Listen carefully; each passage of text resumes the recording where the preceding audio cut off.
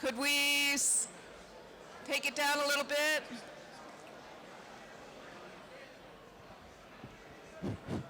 So thank you all for being here. We're going to get started right around now.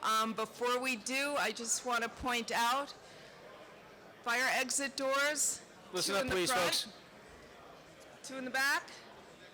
So please be aware of them. We have a full house tonight. We want to keep everybody safe.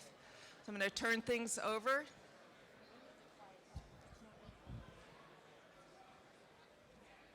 Can you tell them next door to keep it down?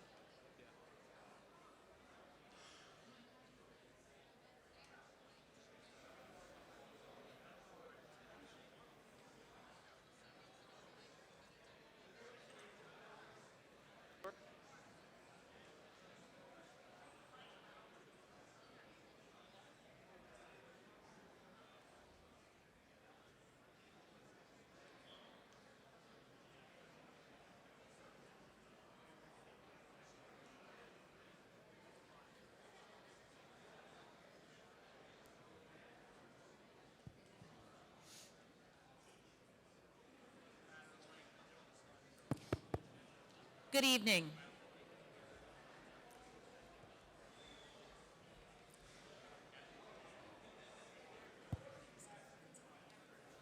Can the folks in the overflow room please keep it down?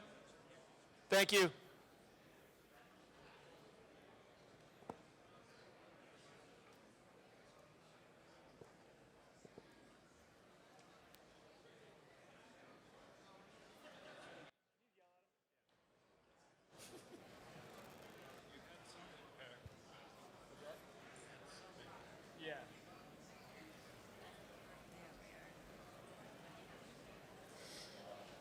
Good evening, everyone, and welcome to the second public hearing of the New York State Climate Action Council Draft Scoping Plan. My name is Doreen Harris. I am the President and CEO of the New York State Energy Research and Development Authority, or NYSERDA, and I am here today as co-chair of the New York State Climate Action Council. I'm joined here today by my co-chair, Commissioner Basil Sagos, who will say a few words. Thank you, Doreen. It's a pleasure to be here. Basil Sagos, Commissioner of New York State DEC. We are now having our second meeting, second public hearing. This is an incredibly important moment for us, for New York State, and for our climate policy. We've spent the better part of 2+ years with literally dozens of experts on various councils, hundreds of public meetings, and the time of thousands of staff. Staff at state agencies, really from here all the way up to Albany and beyond. But now, after having met our December 31st target to put out a draft scoping plan, which I hope you all have seen, we begin the public phase, which is you having the chance to speak to us and inform our policy as this moves forward. Very important point that we're going to emphasize over and over tonight. This is a draft scoping plan right now. That is all that we're talking about tonight. We're talking about your opportunity to weigh in on draft recommendations to us. There will be then a final scoping plan, and beyond that will be up to legislators and regulators to come up with regulations and laws as to how we move forward. So just to be sure you know where we are in the process. There's an enormous amount of process moving forward, but now is the chance for you to speak. So thank you for being here. Thank you to the town of Brookhaven for all their work in facilitating this. So let's have a great night tonight. Thank you. Good afternoon. I'm Paul Shepson. I'm a member of the Climate Action Council, and I'm employed by Stony Brook University. Hi, everybody. Good afternoon. My name is Peter Iwanowitz, and I'm also a member of the Climate Action Council, having been appointed by Assembly Speaker Carl Hastie.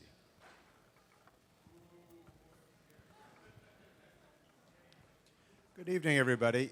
Tom Falcone, member of the Climate Action Council and also the CEO of the Long Island Power Authority that owns the electric grid here on Long Island.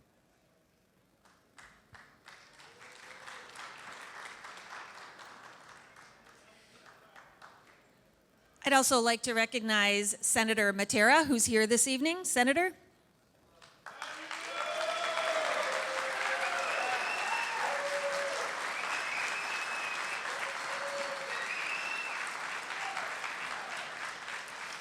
And thank you.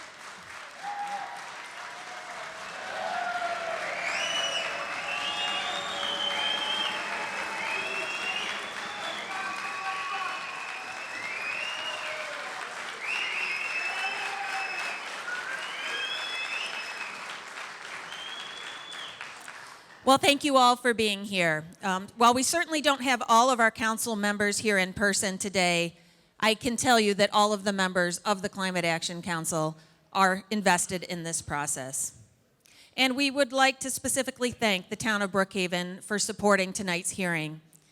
And of course, I look forward to a productive hearing and of course expect decorum and that each of you will abide by the rules that you'll hear in just a moment.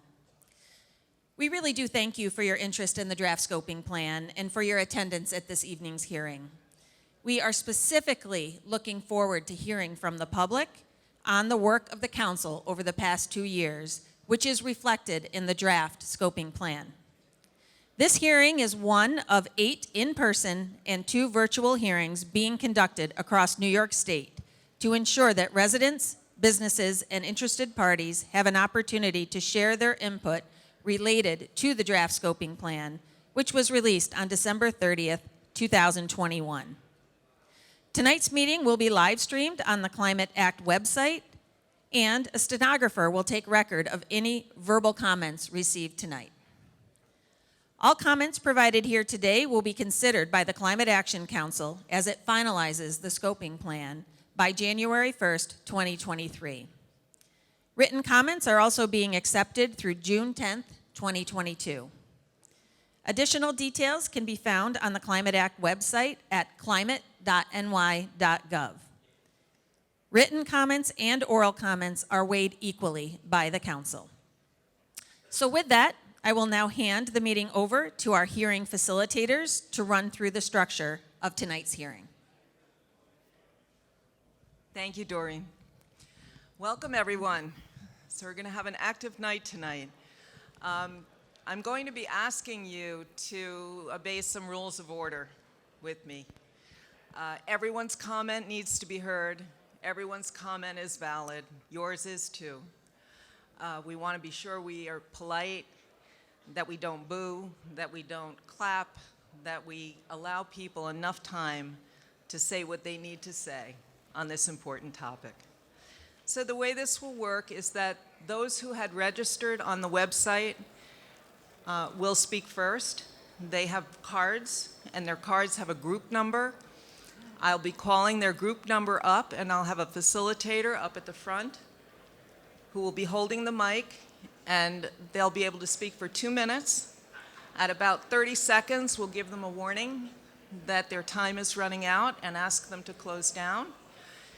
If their comment goes on much beyond 2 minutes, I'll ask them to submit that in writing. And as Doreen Harris told you, there are lots of ways to submit other than tonight's hearing. Tonight is the second of 8 public hearings and 2 virtual hearings. So there are lots of opportunities to participate. We'd ask you to give your full attention to commenters, and just support everyone tonight. There's a lot to talk about. So before I come back and we start going through the comments, I think Sarah Osgood is going to give us an overview of the Climate Action Plan. Sarah.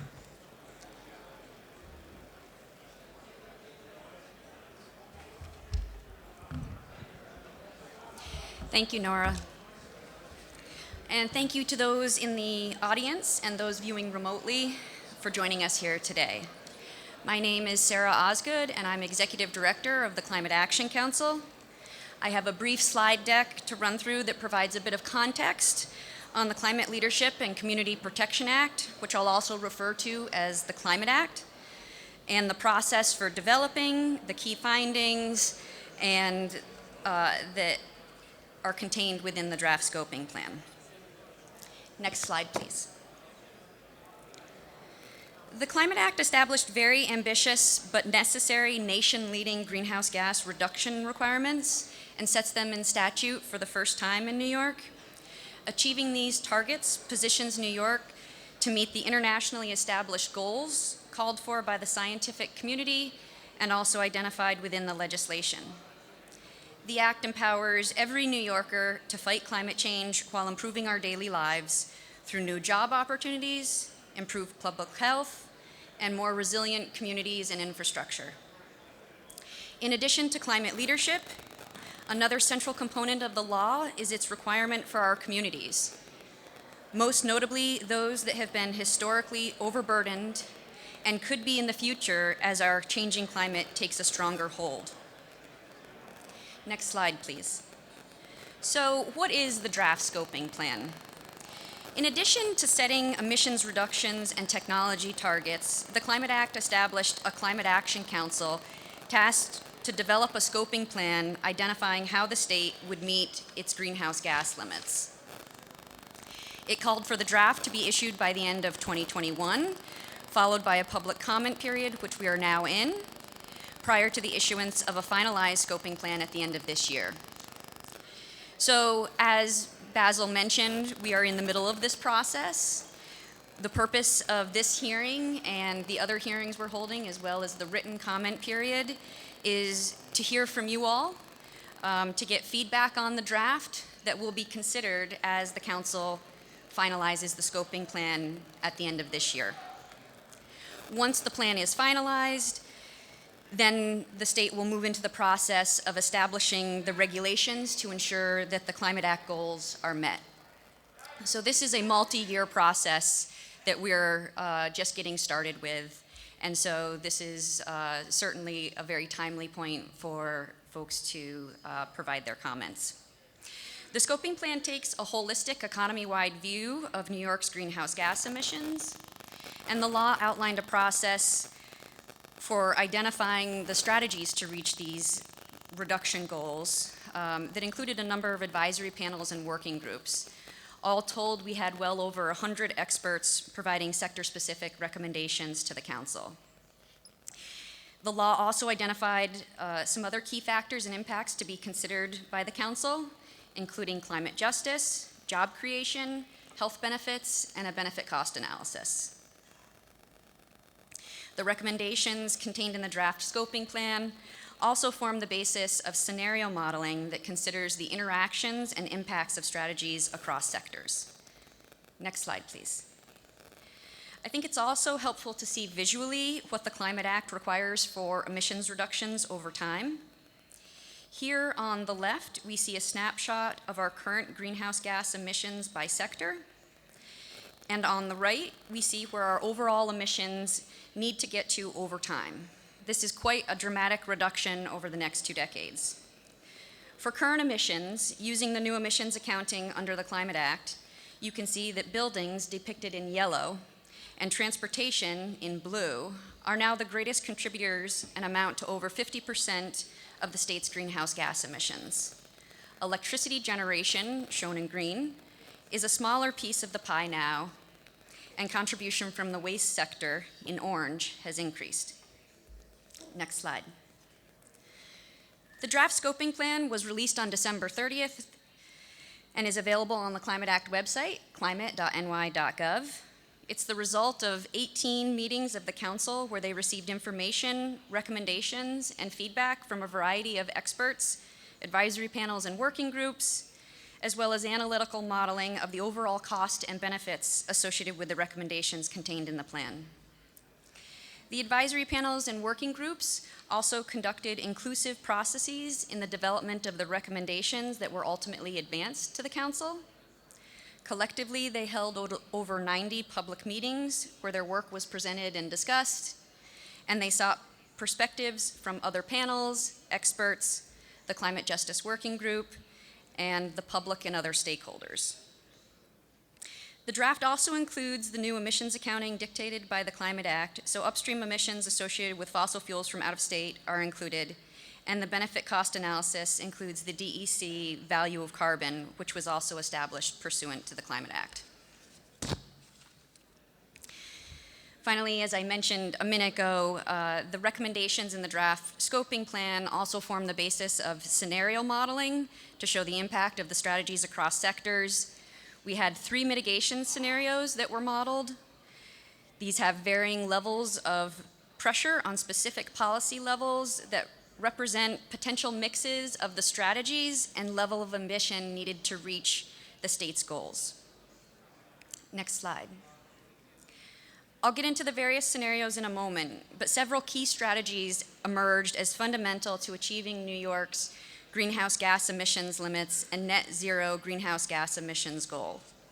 Those include energy efficiency measures, transition from fossil fuels to electrification in buildings, zero emissions electricity, transportation electrification, enhancement of transit, smart growth, and reduced vehicle miles traveled, a transition to low global warming potential refrigerants and enhanced refrigerant management, maximizing carbon sequestration in New York's forests and lands, eliminating fugitive methane emissions across the waste, agriculture, and energy sectors, and a diverse portfolio of solutions in the industry sector, including efficiency, electrification, and limited and strategic use of low carbon fuels and carbon capture technologies for certain industrial applications.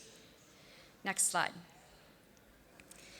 The scenarios that were modeled all meet or exceed the greenhouse gas limits and carbon neutrality requirements, and all require transformative levels of effort in all areas.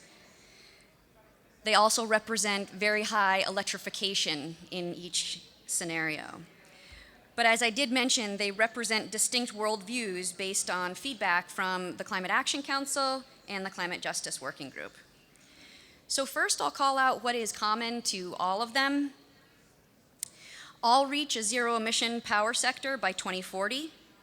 All require enhancement and expansion of transit options and reduction of vehicle miles traveled. They require significant levels of electrification and energy efficiency, increased methane mitigation in agriculture and waste sectors, and significantly end-use load flexibility to help manage the grid reliably. Now I'll highlight where the scenarios differ.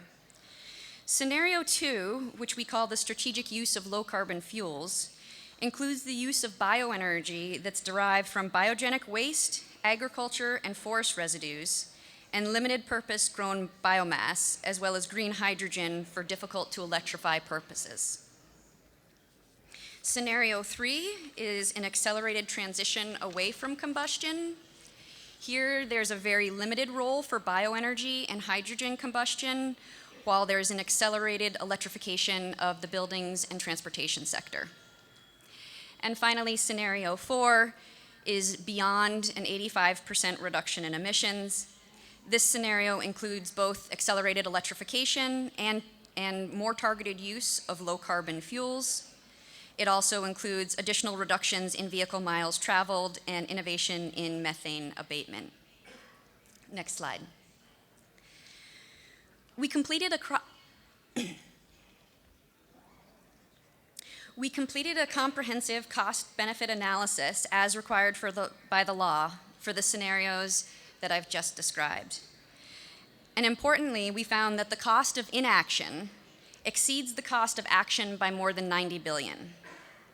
In other words, the action described in the draft scoping plan offer a significant benefit to New Yorkers when accounting for the avoided greenhouse gas emissions and improvements to public health as called for in the Climate Act. But it's also important to note that the draft scoping plan also quantifies the significant required investments to achieve the Climate Act greenhouse gas emissions limits, as well as the significant benefits and opportunities to create hundreds of thousands of jobs. Next slide, please. This wraps up most of my overview presentation, but before I step away, I just wanted to make mention of two things. First, we have an open comment period for another work product related to the Climate Action Council. Draft criteria that was developed by the Climate Justice Working Group for identifying disadvantaged communities was released last month and is currently out for public comment. The draft criteria will guide the equitable implementation of the Climate Act, which requires the state direct resources to ensure that disadvantaged communities receive at least 35%, with a goal of 40% of the overall benefits of spending on clean energy and energy efficiency programs. Comments will be accepted on the draft criteria through July 7th of this year. There are several ways in which to provide comment. Hearings are also being planned and will be announced on the Climate Act website. Next slide. And finally, just another reminder of the public comment period for this draft scoping plan. This afternoon is the second of 10 total hearings that the council is holding across the state and virtually. You can see the dates, times, and locations here. You can also submit written comment through a form on the Climate Act website, by email to scopingplan@nycerta.ny.gov, or by mail to the NYCERTA offices at the address you see on the screen. This comment period is open through June 10th of this year, and please visit the Climate Act website at climate.ny.gov for additional information. Thank you.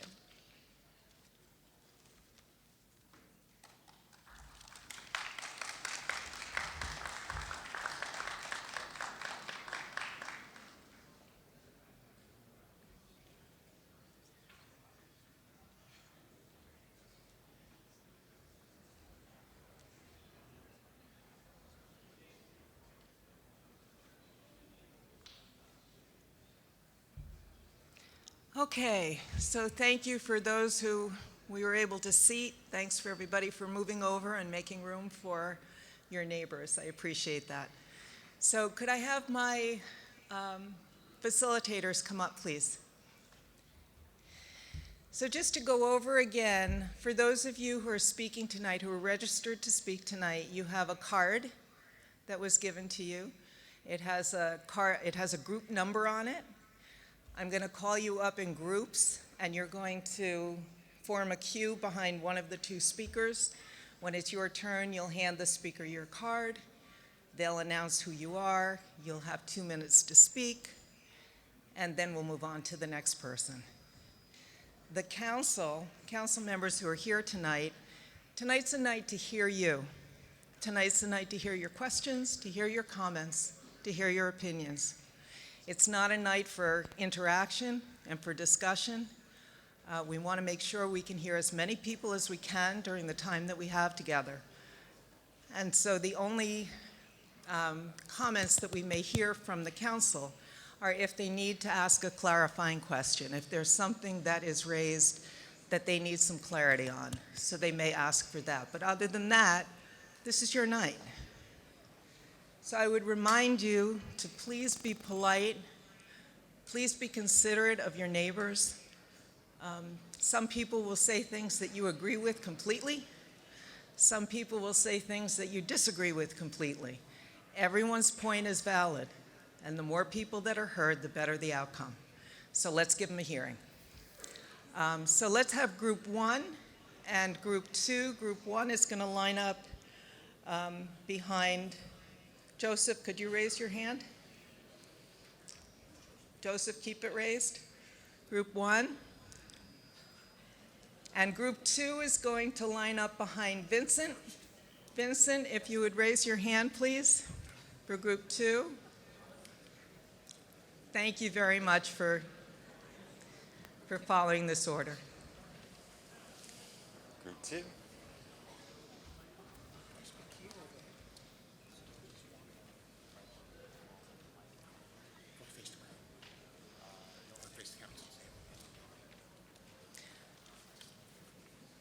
Okay, so let's start, Joseph. If you would stand a little bit to his right, the other right. And could we hear who this is, please? Joseph Cornetta, National VP, PHCC. Good evening, thank you. I'd like to look back a little bit on history for a moment. 3 years ago, National Grid proposed to bring a pipeline from New Jersey to Long Island to bring natural gas for what they told us was needed for sustained energy and future growth. Then Governor Cuomo vetoed that pipeline. Then he told them that they had to end the moratorium and continue selling gas. How did National Grid finally sustain future growth and sustain gas? they bring natural gas in on trucks. So you could see that the mentality of that solution did not work. They're bringing natural gas in on trucks. Let's back up a little further into history. Superstorm Sandy. In an instant, 80% of Long Island was in the dark. A week later, 30%. Thank goodness for the hardworking people in this room that were able to finally get the electricity back on.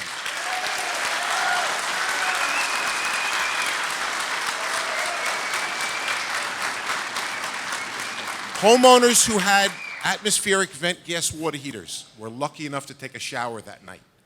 Those that had a portable generator that they could wheel into their driveway were lucky enough to maybe wire their boilers and have heat. My question to this council is, how are we going to sustain an all-electric Long Island? Are we going to bring electricity in on trucks? It doesn't make sense. Finally, I've never seen a bill so rushed and so pushed in my lifetime. This bill is in the budget and can be voted on tomorrow. It needs to be further discussed and properly vetted. Thank you for your time.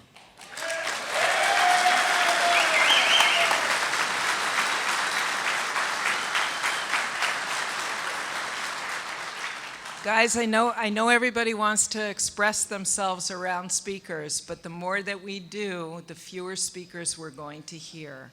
So just keep that in mind. Vincent. Linda McGregor Selden. Good evening, and thank you for this opportunity.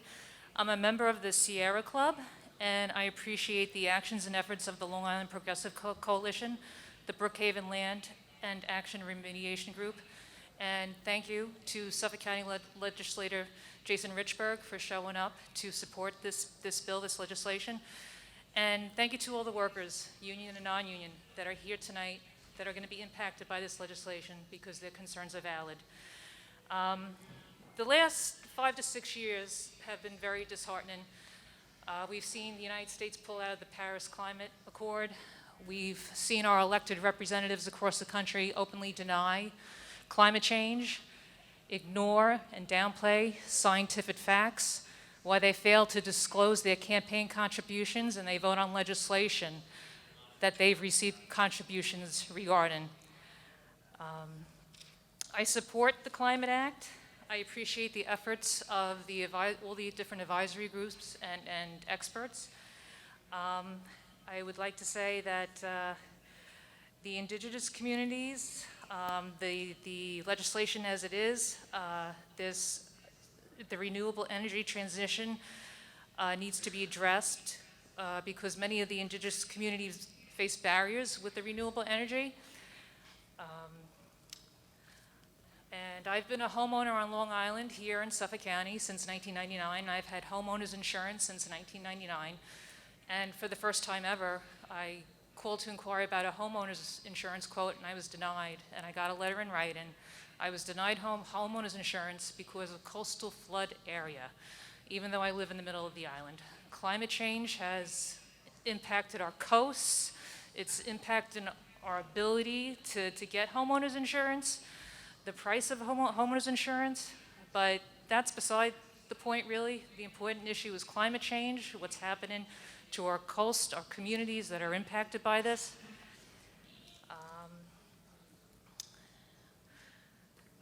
And lastly, I have the Environmental Performance Index 2020 from Yale University.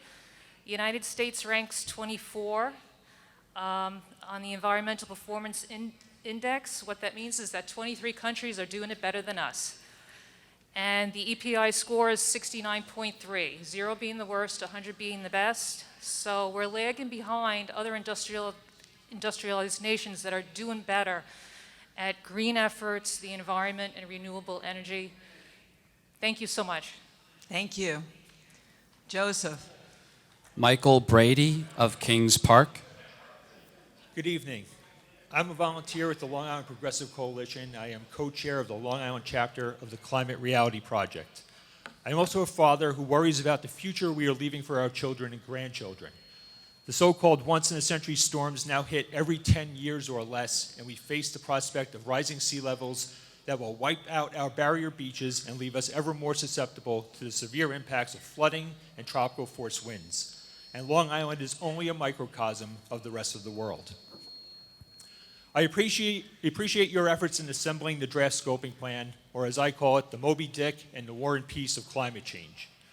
The plan is a good start, if 800 pages can be called a start, but it must go further. The CLCPA is a bold and dynamic law that the NYSERDA's own studies show will save $90 billion minimum. Yet this plan equivocates and lacks detail on how we get there and how we will pay for it.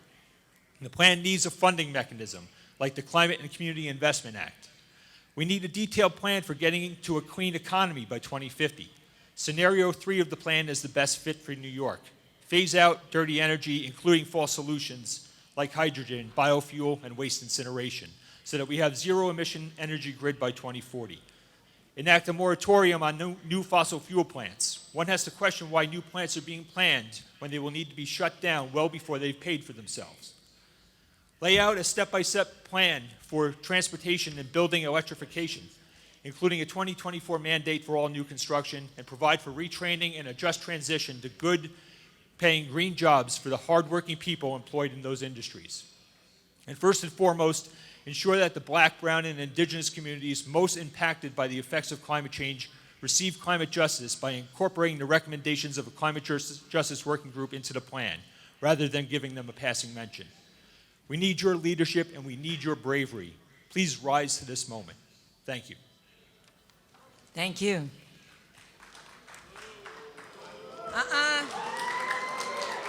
Kang, you don't want to do that. You really don't. Vince. Mariah Dignan, Regional Director, Long Island Climate Jobs, New York. Thank you, Ms. Harris, NYSERDA, state agencies, and their staff for your hard work. Much to do. Climate Jobs New York is a statewide labor coalition representing 2.6 million working New Yorkers, united in advancing a pro-worker and pro-climate agenda. We support the Climate Act's ambitious goals to decarbonize and address the staggering economic inequalities throughout the state. There is a once-in-a-generation opportunity to achieve these goals by creating good union jobs that will help ensure our residents, businesses, and communities not only survive, but thrive. We must safeguard the futures of workers, families, and local economies most impacted by the movement away from fossil fuels, and be sure this transition happens justly and smoothly. In order to do this, the state must have an Office of Just Transition with appropriate expertise that can coordinate across all agencies involved. There must be strong labor standards and protections across all clean energy sectors. We're leading the way in offshore wind, but this must include battery storage, EVs, green hydrogen, geothermal, and other emerging technologies. We need to utilize apprenticeship and pre-apprenticeship programs to conduct targeted recruitment of women, Black, Brown, Indigenous, veterans, and members of frontline communities for training that lead to middle-class careers. We must have strong implementation of the state's labor peace requirements for O&M work and support a public education and information push on the benefits and opportunities of clean energy. We believe New York should set a year-by-year target for permitting throughout the clean energy industry and completely staff agencies to ensure timely permitting. Climate Jobs New York applauds the state's decisions to enter the Federal Regional Clean Hydrogen Hub competition. It is crucial that New York utilizes an all-of-the-above approach of zero-emission technologies to ensure this transition to clean energy. Thank you for the opportunity to submit testimony, and we will submit additional written comments. Thank you. Thank you. Joseph. Kelly Andruzzi, Environmental Action Coalition. Hello, my name is Kelly Andruzzi. I'm 20 years old and a current undergrad student studying environmental science. Growing up, I have memories sitting in the dark after a storm or lying on candlelight for days. Many of my friends also have similar experiences. As climate change continues to worsen, as we in New York continue to generate massive greenhouse gas emissions, I feel the growing concern from my community and my generation. Storms will continue to worsen, and the sea is rising. I come here today to advocate that New York place climate justice and public health at the forefront of our climate agenda. Here in New York, our black and brown communities and low-income communities have continued to harbor the brunt of our pollution without funding as well. We need to implement climate and environmental justice provisions as recommended by the Climate Justice Working Group within the scoping plan. We need to continue to fund our communities for a just transition for everyone. I also want to advocate for scenario 3, which includes rapid electrification and real climate solutions in solar and wind energy, and the no-fall solutions of biofuel. Thank you for your time. I hope that you do the right thing. This is for my future, for my generation's future, and for all of our futures here. Thank you. Thank you.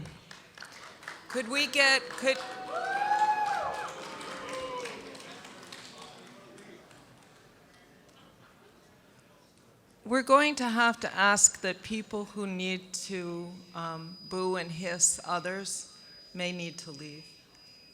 They have a right to an opinion.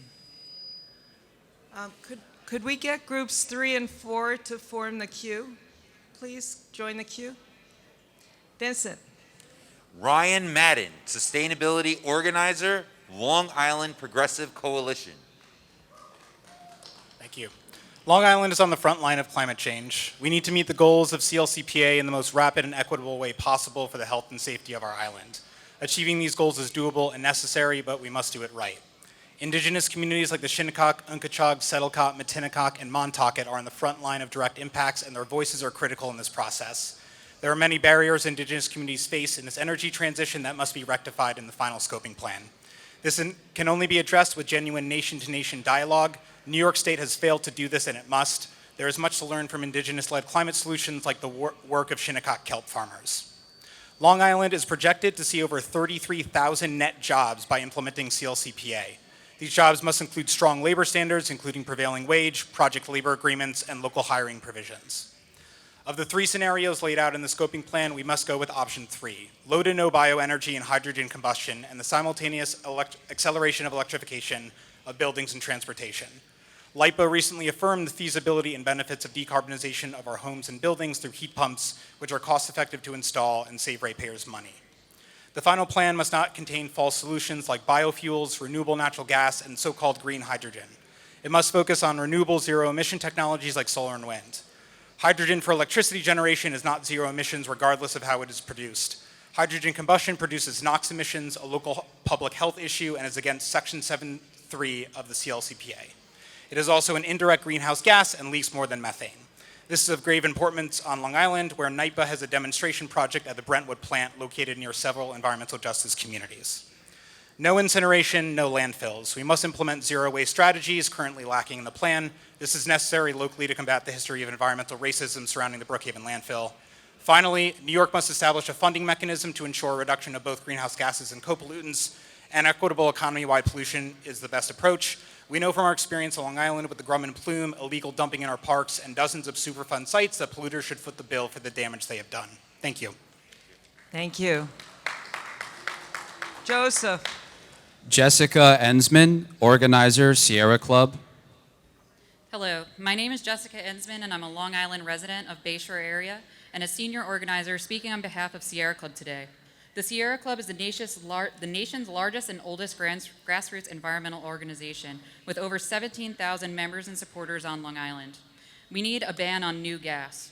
We do not need fossil fuel power to meet our electricity needs, especially as new large-scale renewable energy projects are about to come online.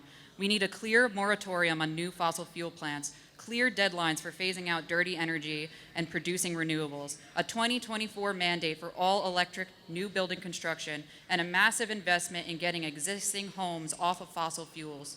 We cannot solve this problem and meet our mandate without stopping the expansion of fossil fuel infrastructure from pipelines to power plants.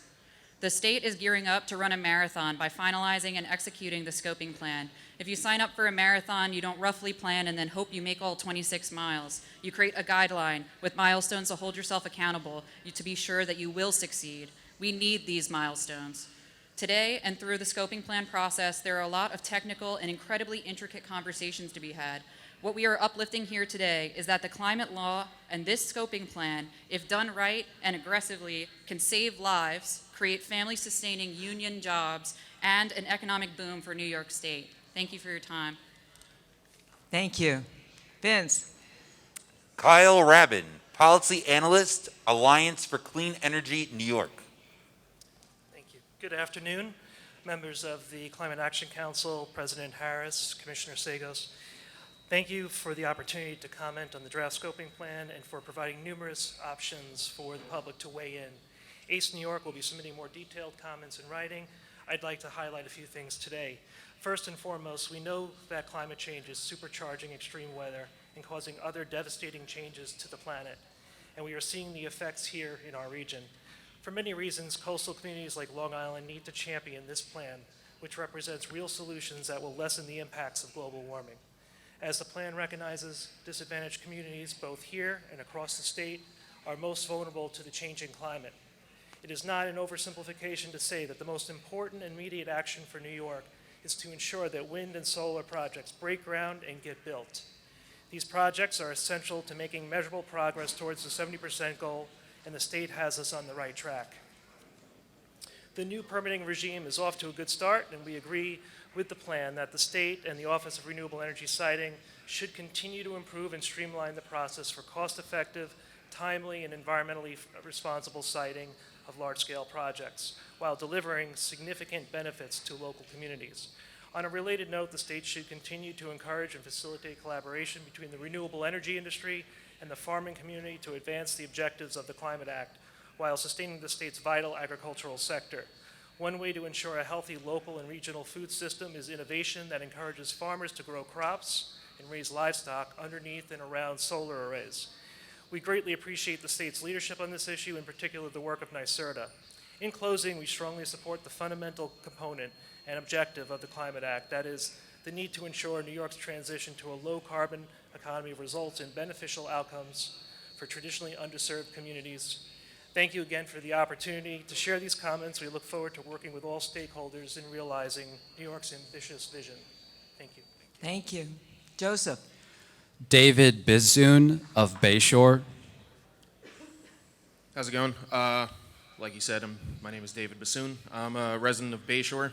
I took time off of work today just because it was important to me to say that we need a ban on gas and we need electrification of all new building construction by 2024. Thanks.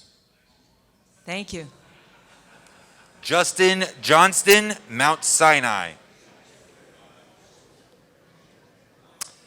I hope it's clear by now, or I think, and I hope that it's clear by now, that we're at a pivotal moment in history and that climate change and the usage of fossil fuels, gases, threatens our future. Our continued dependence on fossil fuels causes all sorts of spillover effects in terms of environmental injustices, economic inequality, food insecurity, and worse. I mean, we can go back up from Iraq to Ukraine, to Yemen, to the local pump. This is a bloody business. We need to find a way to get out of this never-ending and self-defeating loop. I urge you, therefore, at this key moment, not to be fearful. Fossil fuel interests are powerful, and they will claim it is impossible to break our dependence. But we do not have time for false solutions like biofuels, waste incineration, and so-called green hydrogen. This is the self-defeating loop that got us into this mess to begin with. Proven zero-emission technologies like solar and wind should be prioritized. Finally, we must consider a just transition. It is not easy for a society to change its relationship to energy, even when it needs to, even when everyone benefits from it. But the communities most vulnerable in this transition should not bear the burden of this change. In other words, low-income communities and communities of color should not bear the burden of this transition, and nor should workers. So let's make even better and more inclusive union jobs in solar and wind. That's what we want. I mean, we don't love, no one, I mean, I don't think we're in love with natural gas per se, but if it's, show me the money, show them the money. We can do it. This, at this critical moment, to pretend that workers benefit from our current energy system, I don't think that they do. And finally, waste justice is climate justice. Thank you. Joseph. Kathy McConnell, West Islip. Good afternoon. When I first heard about climate change 37 long years ago, I thought, well, this is going to change everything. It turns out I was right and wrong. I was right because as a wildlife filmmaker, I witnessed bustling reefs turn into algae-clogged graveyards, flames overwhelm the largest living things on Earth, crowded plains become empty deserts, and melting tundra collapse into enormous sinkholes. And here on Long Island, I saw toxic algal blooms kill fish, southern beetles kill our pine forests, tornadoes wreak havoc, and giant storms combine with sea level rise to flood my home. But I was wrong because fossil fuel companies spent billions of dollars to spread lies and line the pockets of elected officials. These shameless polluters continue to block the transition to a healthier, more prosperous, and equitable society fueled by clean, reliable, and cheap renewable energy. Unless we turn away from fossil fuels now, we condemn our children to a world of gigantic storms and wildfires, droughts and floods, famine, war, forced migration, and disease. We can already watch this happening right now on our phones. But this scoping plan can begin progress toward a better future. There's no time to waste. To reach the goals of the climate plan, we must put scenario 3 into action now. Electrification powered by zero-emission renewables is a proven, low-cost, low-risk alternative. We need to put our money into this scenario, not pilot projects designed to continue using methane while adding explosive hydrogen to the mix. And we need dedicated funding to build the power structure of the future, which promises to create 10 jobs for everyone lost in transition. I'm old enough to remember when America believed in a better tomorrow. Let's commit to it now. Thank you. Vance?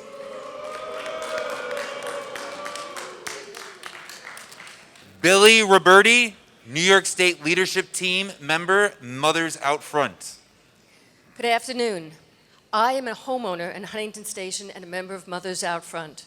We advocate for a livable climate for our children. It is clear our fossil fuel-powered economy is killing us. The COVID shutdown demonstrated it is man-made emissions that are polluting our air by their absence during that time and their resurgence once our consumptive economy resumed. We know what we need to do, but are not acting. We are not good planetary stewards. The most recent IPCC report makes that clear. However, the CAC draft scoping plan has outlined clear steps to reduce the greenhouse gases that are affecting our climate. We need to electrify our economy and generate that electricity cleanly and renewably. And the process must be just and equitable. We can't afford to leave anyone behind. We need to forge ahead with these recommendations for buildings, which are the leading cause of greenhouse gas emissions in New York State. We need to adopt codes, standards, and regulations to improve energy efficiency, reduce emissions, and enhance building resilience. We need to adopt regulations that phase out fossil fuel use in buildings, requiring energy-efficient electric heating and cooling, such as heat pumps, electric hot water heating, and electric appliances.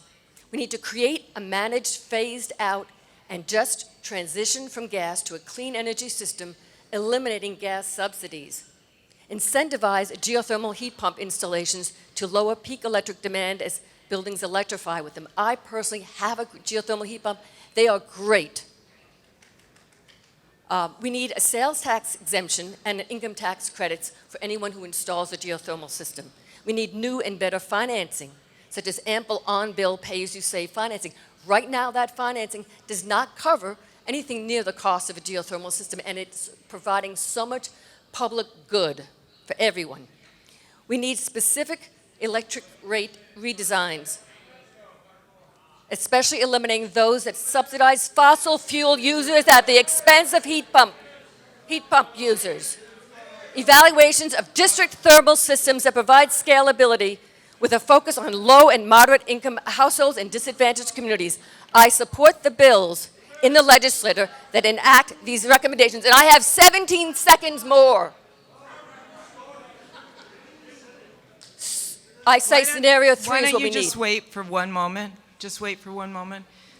So what I'm going to do from here forward is when we start with that booing and hissing, I'm going to stop and ask the speaker to stop, and then they'll start again. But we still only have until 7. So I want to hear from you too. So let's just be sure we give everybody enough time. So let's let her finish, okay? You don't have to agree. It's okay not to agree. That's fine. But let her finish. My last comment is there are bills in the legislature right now that support these recommendations. We need to get them passed today. Thank you. Thank you. Joseph? Laura McKellar of Greenlawn. Good evening. Good evening. I am a registered nurse. I'm a public health nurse. I'm also on the Town of Huntington Conservation Board, and I'm a mom of 2 teenagers. The CLCPA is a bold act of leadership, not only in the fight against climate change, but also in the fight for public health. And the health section of the scoping plan is so wonderful. However, the implementation, the policies we create, it's where we will see if we fail or we succeed, and we cannot afford to fail. First and foremost, we must rapidly and completely move away from burning fuel to create energy. Just look at the scoping plan. The so-called green hydrogen and biofuels will continue to create the same types of emissions that have harmed and continue to harm the health of New Yorkers and has disproportionately harmed the health of poor people and black and brown people. These aren't just statistics, these are people. These are parents, grandparents, kids, babies, generations of people who have been denied clean air and suffer things like asthma, cardiovascular disease, and early death. Take any so-called solutions that burn fuel to make energy off the table. Secondly, on a more hopeful note, there are many, many great life and health enhancing initiatives in the scoping plan, from electrification and improvement of public transit, to complete streets programs, to changes in building code, to improvements in green space. We must make sure that these initiatives happen soon, set deadlines, and enforce them, and prioritize disadvantaged and disenfranchised communities who have suffered the ill effects of pollution and climate change disproportionately, unfairly, and unjustly. Finally, the scoping plan does not address funding. Please ensure that these very companies and individuals who have made fortunes and fortunes for decades and decades while making us sick, make them pay for the programs that will allow us and our communities to be well. Thank you. Thank you. Vince? Phil DeSecco, General Counsel of National Grid. Good afternoon. Good afternoon. My name is Phil DeSecco. Thank you. And I am the General Counsel for National Grid in New York State. National Grid operates electric and gas networks that serve more than 4.2 million customers throughout New York State, including more than 600,000 customers that we proudly serve here on Long Island. Solving climate change requires sweeping emissions reductions across all sectors: how we generate electricity, how we fuel our vehicles, and how we heat our homes, while at the same time critically maintaining safe, reliable, and affordable energy for all. Electrification will play a crucial role in meeting our climate goals, to be sure, but the enormous challenge in front of us demands a range of practical, cost-effective solutions. We must prioritize energy efficiency and weatherization to reduce demand and enable customer savings, and then deploy technologies to deliver cleaner fuels. Achieving decarbonization will require every tool in our toolbox. It would be premature to commit to a single approach that excludes other viable, sustainable, and economic options. A coordinated electric and gas strategy that deploys a range of solutions and engages a broad coalition of private industry, government, labor, and other trusted partners presents a better way to tackle the daunting affordability and customer adoption challenges of the clean energy transition. Using our existing networks, the assets we have already built over decades, simply makes sense for New Yorkers. In the same way we are decarbonizing the electric network through the adoption of renewables, we will decarbonize the gas system with cleaner fuels like renewable natural gas and hydrogen. Not long ago, renewable electricity was expensive, the technology was inefficient, and the utilization was extremely low. Today, wind and solar are cost competitive and delivering increasingly large shares of our energy needs. We have the same opportunities to advance RNG and hydrogen in New York. To eliminate fossil fuels from our energy networks, we must implement regulatory policies that encourage the development of renewable fuels for customers by establishing fuel procurement standards for gas utilities. Finally, I urge the Climate Council to consider a pathway that utilizes our existing energy networks and recommend adoption of fuel standards to support fossil-free gas in New York State. Thank you very much. Thank you.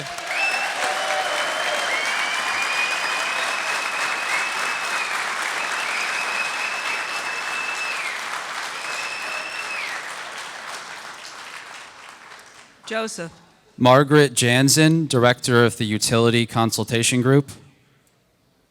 Good evening. Margaret Janzen, a New Yorker and a resident of Long Island.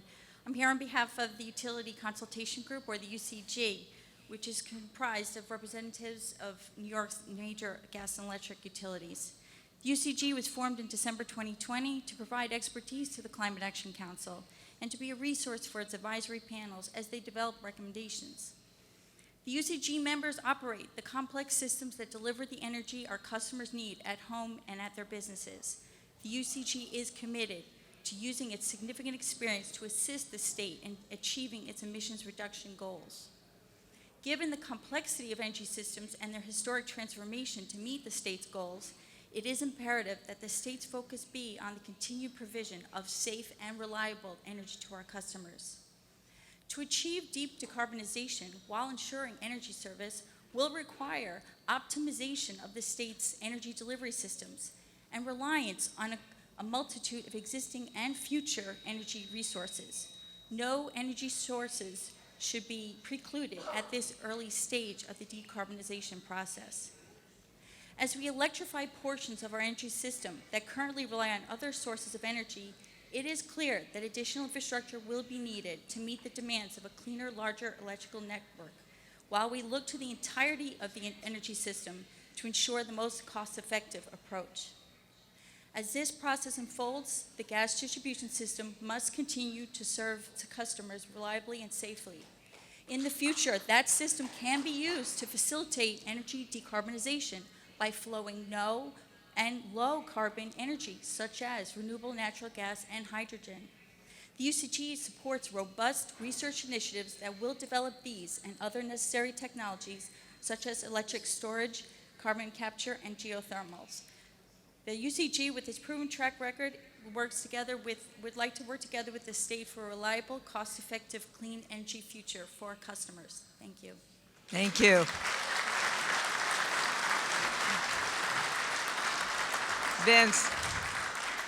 Andrew Gordon, Manager of Development, AES Clean Energy. Good evening, everybody. My name is Andrew Gordon. I represent AES Clean Energy. AES is a global Fortune 500 power company. In New York, we own and operate over 800 megawatts, over 50 projects of solar, storage, and wind. We have another 2 gigawatts of projects in our development pipeline of additional solar, wind, and storage. This includes the Somerset coal plant repowering, the last active coal plant in New York, which will be repowering to a solar plant. Building and enabling wind and solar power is the foundation of the Climate Action Plan. To achieve the 70% by 2030 mandate, New York needs to advance a significant number of wind, solar, and battery projects into construction. Here are ways that our state can support our common goal of advancing solar, storage, and wind into construction.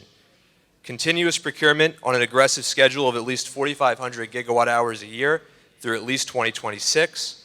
The Office of Renewable Energy Siting must continue to improve and streamline the permitting process. Develop a more streamlined interconnection process at the NYSO.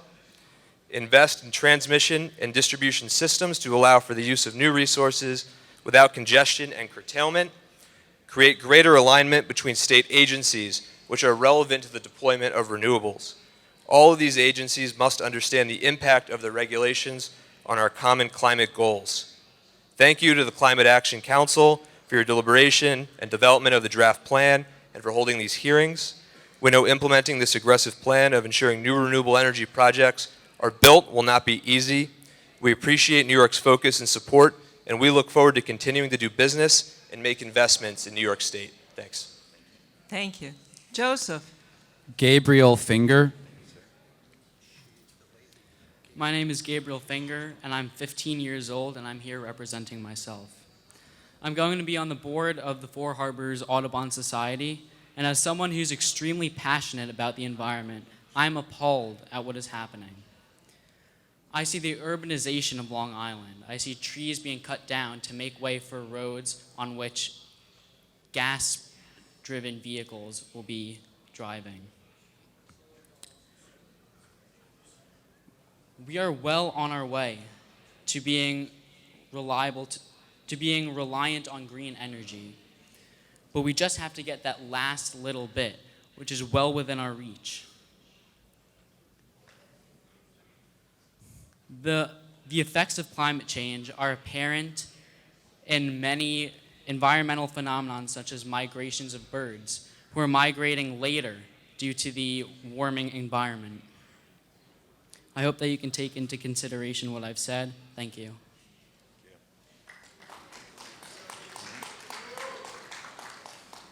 Robert Betcherer, Sierra Club, Long Island Chapter. Ladies and gentlemen, I'm a New York State resident of the town of Brookhaven. A professional engineer with over 30 years of work experience in environmental engineering, 15 of which were spent as an employee of the New York State Department of Environmental Conservation. But more than any professional knowledge I have obtained in my years of public service, I come to you as a grandfather, a father, a member of the human family with great concern for the future of our town, state, country, and world. I believe we are at a tipping point regarding the welfare of our planet. The CLCPA is a groundbreaking piece of legislation for New York State. Most other states and nations in the world must also step up.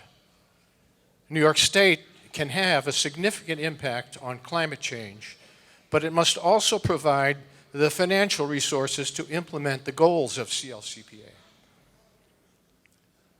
Those being a clean energy economy by 2050 and a zero emissions electric grid by 2040. Future generations are relying on us, the adults in the room, to do the right thing. The scoping plan must place a much greater emphasis on moving toward zero waste than the current document contains. As the great philosopher Pogo said on Earth Day, 1971, we have met the enemy, and it is us. Thank you. Thank you. Joseph. Chris Sperber of West Babylon. Thank you for having me. My name is Chris Sperber. I'm here as a Long Island resident and also as a political candidate for office. I'm running in November for the New York State Assembly. I've read through a large majority of your plan, and before anything gets decided, I have questions, and I think a lot of people, these are questions that we're going to want to know. For example, who's paying for this? Is it coming out of us? Who pays for the conversions? Who's paying for the businesses that have to convert? The home conversions, the electric stations that are going to replace the gas stations. What happens to those gas station employees? Where do their jobs go? In addition to that, who's going to control these power facilities? Is it the state going to charge it? Or is it staying with PSEG or LIPA? Or is it a third party? Who's going to do the upgrades to the grid? We already know, without doing any adjustments to it, that a squirrel took it out for 3 days about 10 years ago. And what is the process to upgrade to upgrade this before we even start transferring over? What's the base load? What is going to back up wind and solar when they can't run because of a storm, or there's not enough wind, or there's no light?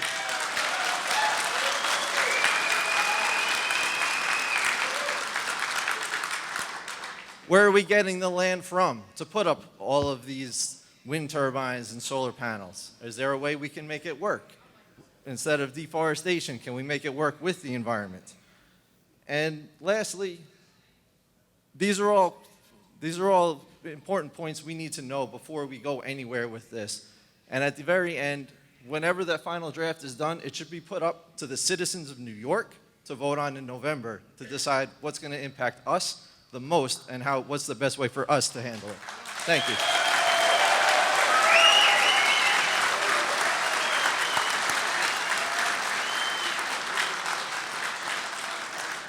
Vance. Beth Finger, Project Manager, Huntington Mobilization for Sustainability. Hi, I'm Beth. I'm from Humus, Huntington Mobilization for Sustainability. I'm a parent in Mothers Out Front.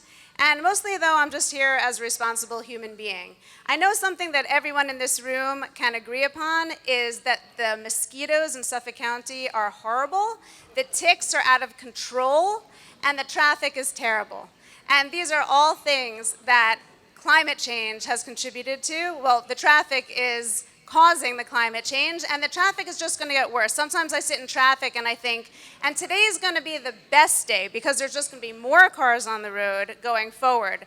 As I live in Smithtown, 347 is being widened to accommodate a third lane because there are just so many cars. And it'll just be more and more. Gyrodone was just, it was just approved to bring in more medical offices and houses into Stony Brook and St. James. It's just going to be more and more and more congested. And the cars are going to be putting out more pollution. Those homes, are they going to be electric going up or are they going to be gas? So I'm hoping that this committee will make sure that ASAP, like not in 10 years, not even in 5 years, but that those new buildings that are going up now in Stony Brook and Smithtown and St. James are going to be electric from the start. Because once you put a car on the road, that's 15 years of it being a gas car on the road. Once you put up a house that's not electric, that's at least 50 years or more that that house is going to be requiring oil. We're just creating a big problem for us down the road by not doing something this minute today. So I wake up every day with a lot of eco-anxiety. I know younger people feel it a lot. Maybe I'm unusual that at my age I feel it. But I think the best medicine for me that you can give me is to let me know that you are going to do something as soon as possible to make sure that our homes and our cars are electric as soon as possible. We're in an emergency. Thank you. Thank you.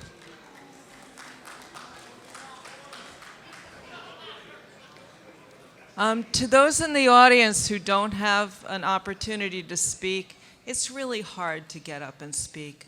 It's hard. So let's give people the attention they deserve. Joseph. John McNamara, Caritas.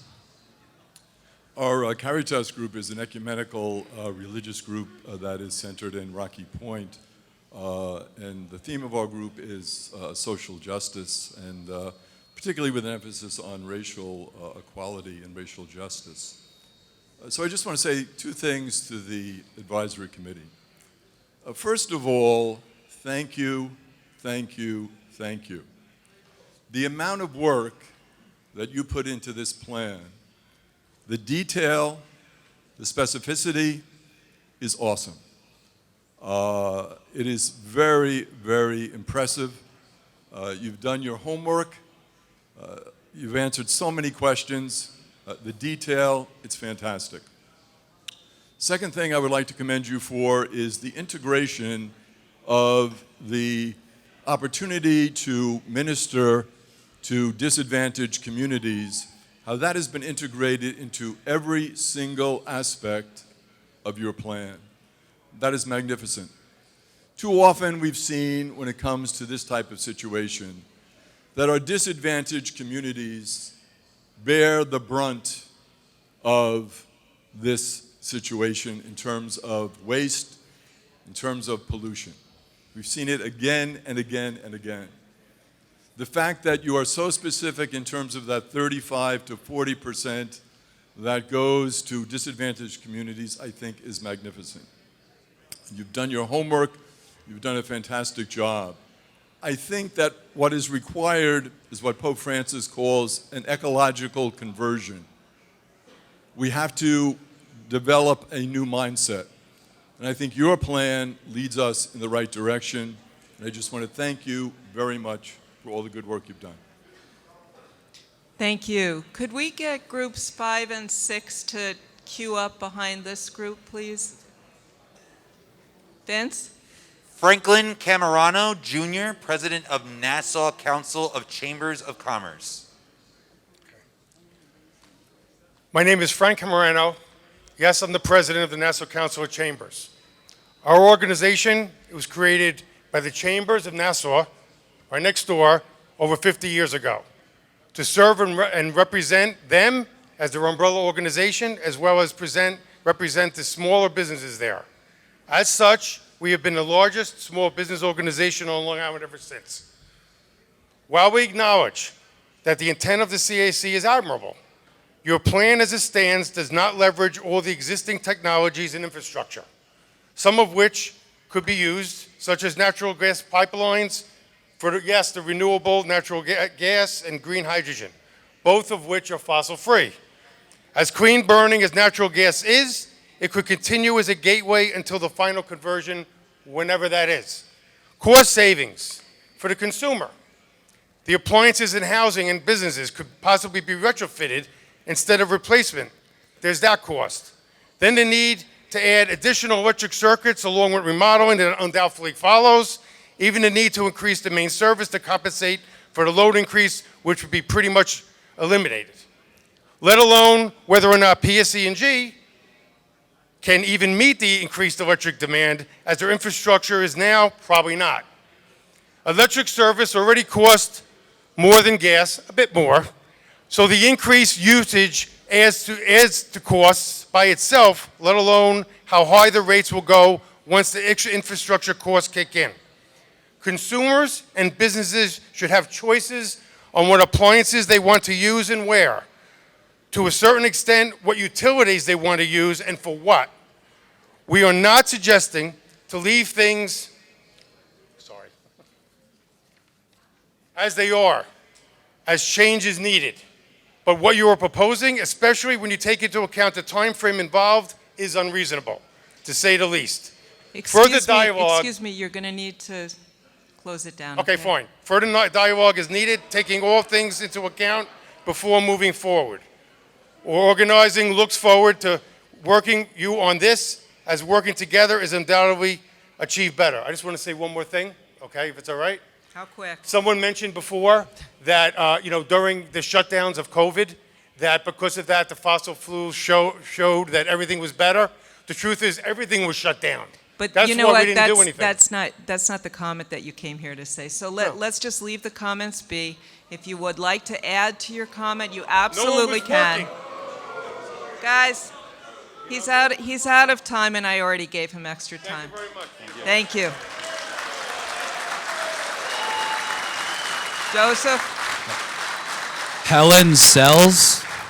I'm sorry, Joseph, could you say that again, please? Helen Sells. My name is Helen Sells. My native name is Heart of Morning Star. I'm here representing my indigenous brothers and sisters. I'm not going to repeat all of what already has been said. I'm going to try to keep it as short as I can. I believe more knowledge should be translated to us in our daily lives concerning Mother Earth. She is indeed a living being who, for years, has cared for us and nourished mankind. She is becoming sick and crying out for help. We cannot continue to disrespect and poison her like this, expecting her to take it on the chin. Sooner or later,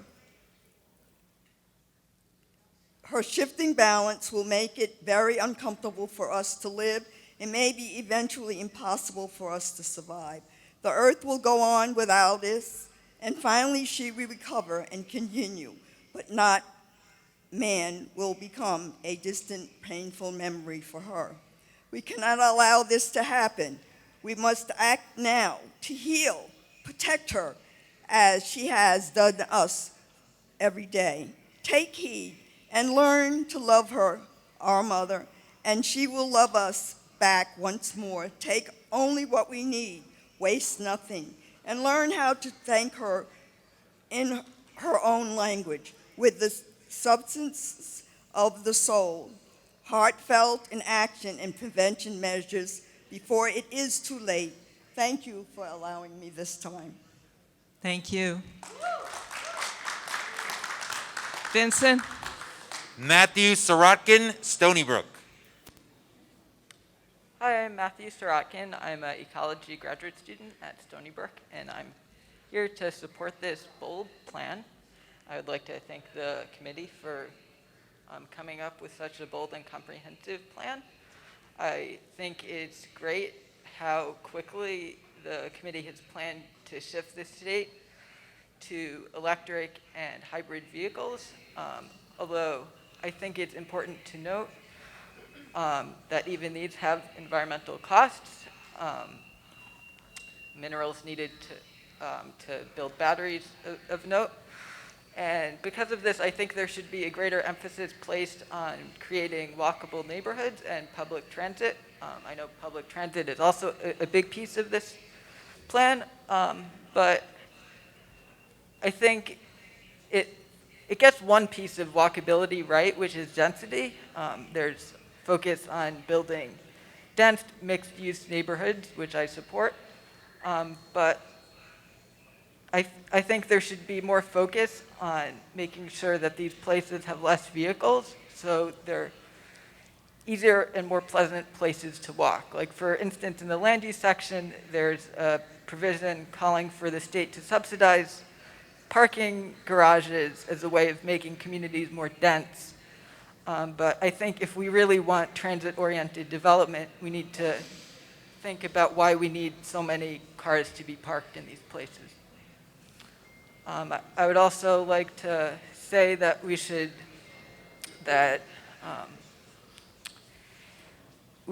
not include incineration as in our plan for the future, as this is a form of fossil fuels indirectly, and it creates massive pollution problems both at the site of burning and the site of ash disposal, which has created massive environmental justice issues and racial disparities. Thank you. I'm watching the time. Thank you. Joseph. Monique Fitzgerald. Hello, yeah, my name is Monique Fitzgerald. I'm a lifelong Long Island resident, and I'm a part of the Settlecott Nation, a council member. And I just want to acknowledge the fact that this draft scoping plan, where it is speaking to a lot of the things that we need, there's a lot of things missing. Some of that is the acknowledgement of First Nations. The draft scoping plan fails to speak directly to the fact that the land on Turtle Island is unceded land of the First Nations people. There is no mention of any consultation with an advisory or lateral body of First Nations people to draft a plan for our climate future. The draft scoping plan is missing any accountability or acknowledgement of systemic injustices that underpin it.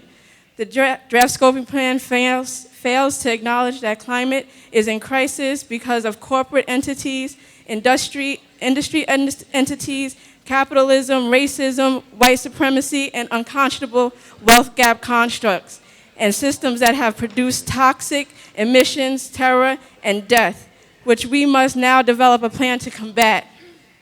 We cannot continue to ignore the epicenter of climate crisis by continuing to go about the business of making those same mistakes. Throughout the process, the draft scoping plan has signaled its intention to continue to uplift, support, and further entrenching ourselves in these failed systems. The draft scoping plan fails to ensure the health and safety of New Yorkers.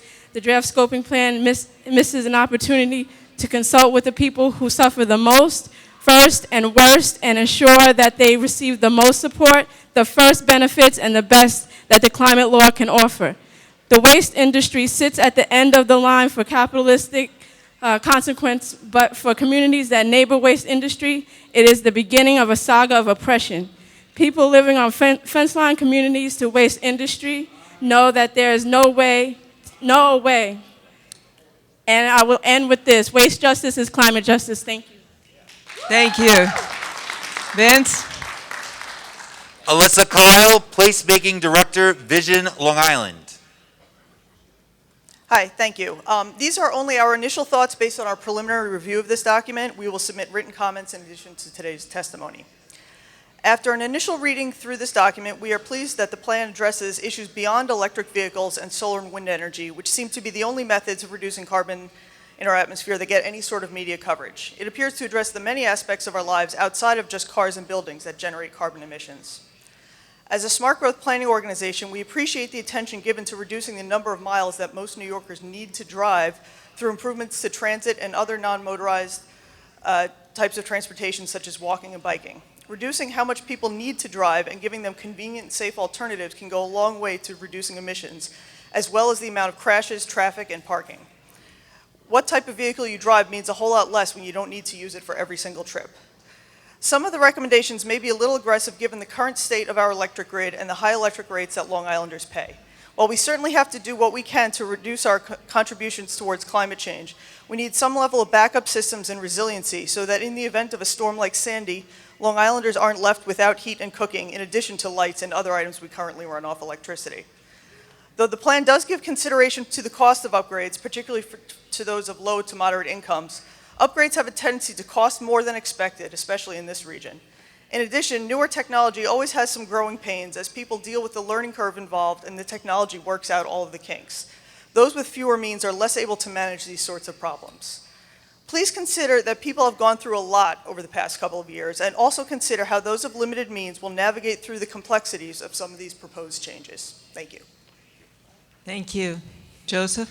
Janet Powers, business agent, Steam Fitters, Local Union 638. Thank you. Thank you to the committee. My name is Janet Powers. I am a member of the Enterprise Association of Steam Fitters, Local Union 638. I'm the business agent for Suffolk County, and I live in Sable, New York. Steam Fitters install and maintain heating, air conditioning, refrigeration, and sprinkler systems in the 5 boroughs of Long Island. I support the Climate Act's goals to decarbonize the state's economic and / greenhouse gas emissions. However, I also recognize that building a clean energy economy will involve a restructuring of sectors and make others virtually obsolete.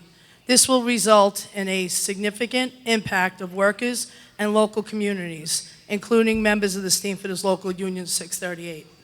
We live here, we work here, we are raising our families here. We care about climate issues. We all suffered the same blackouts and flooding following Superstorm Sandy and Ida. We went to work. We fixed what was broken. We need to focus on policies that achieve a smooth transition to a renewable system. New Yorkers face extreme energy problems and now in the future. Inflation is the highest in 40 years. There is pain at the pumps. Electric bills soared, and millions are struggling to pay the price hike. New York needs an all or the above energy strategy to reduce the cost of electricity, spur savings, and sustain real job growth. This is a major transition. This is not just a flip the switch. We need a plan, not a ban. Thank you for giving me the opportunity to speak.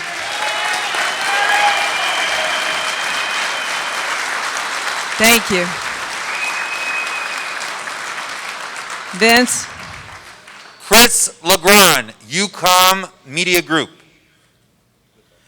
Chris Erickson, business manager of Local 3 of the IBW in New York City, has told us time and again that great things can be accomplished when people of good conscience come together.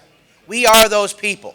Me, you, the men and women in this room, and you sitting at that dais. Our children's children will ask us, what did great-grandpa do in 2022 to clean up the mess and the sins of their fathers?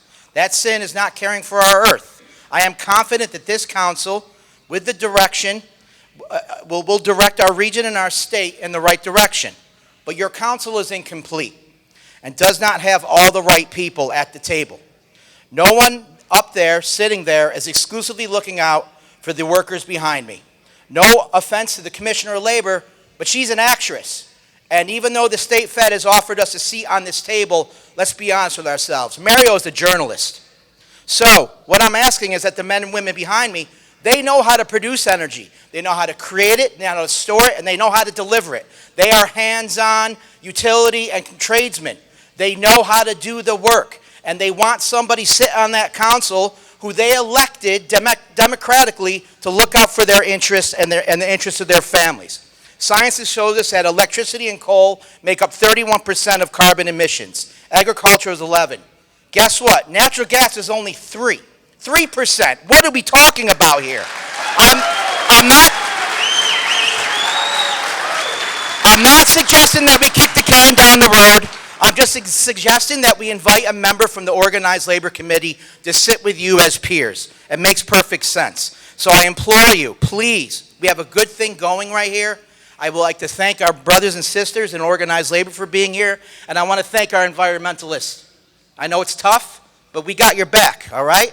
So thank you for doing the work you do. Put someone from labor on that table. Appreciate it.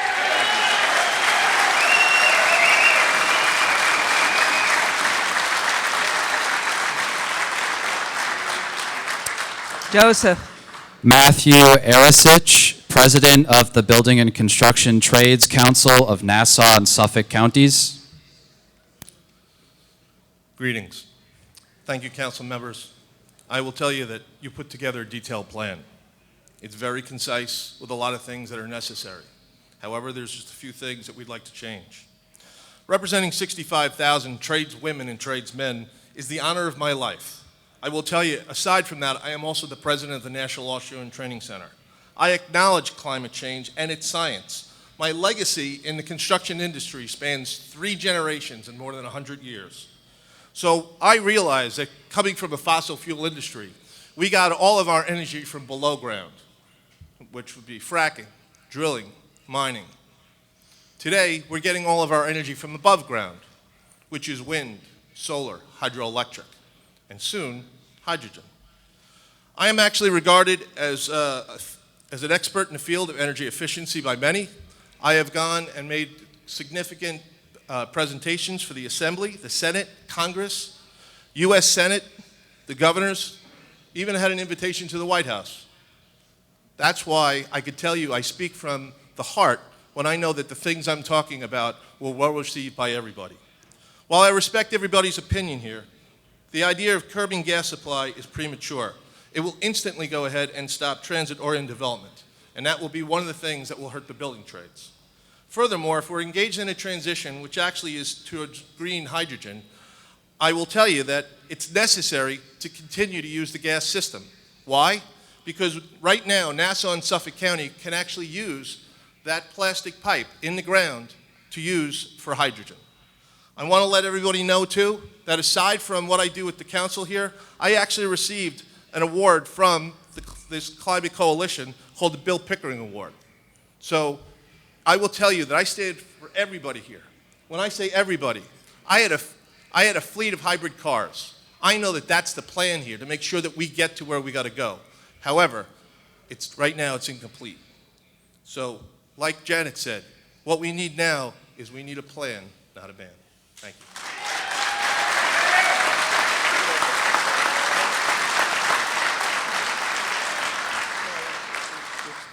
I want to put these in for the record, Plan A and Plan B.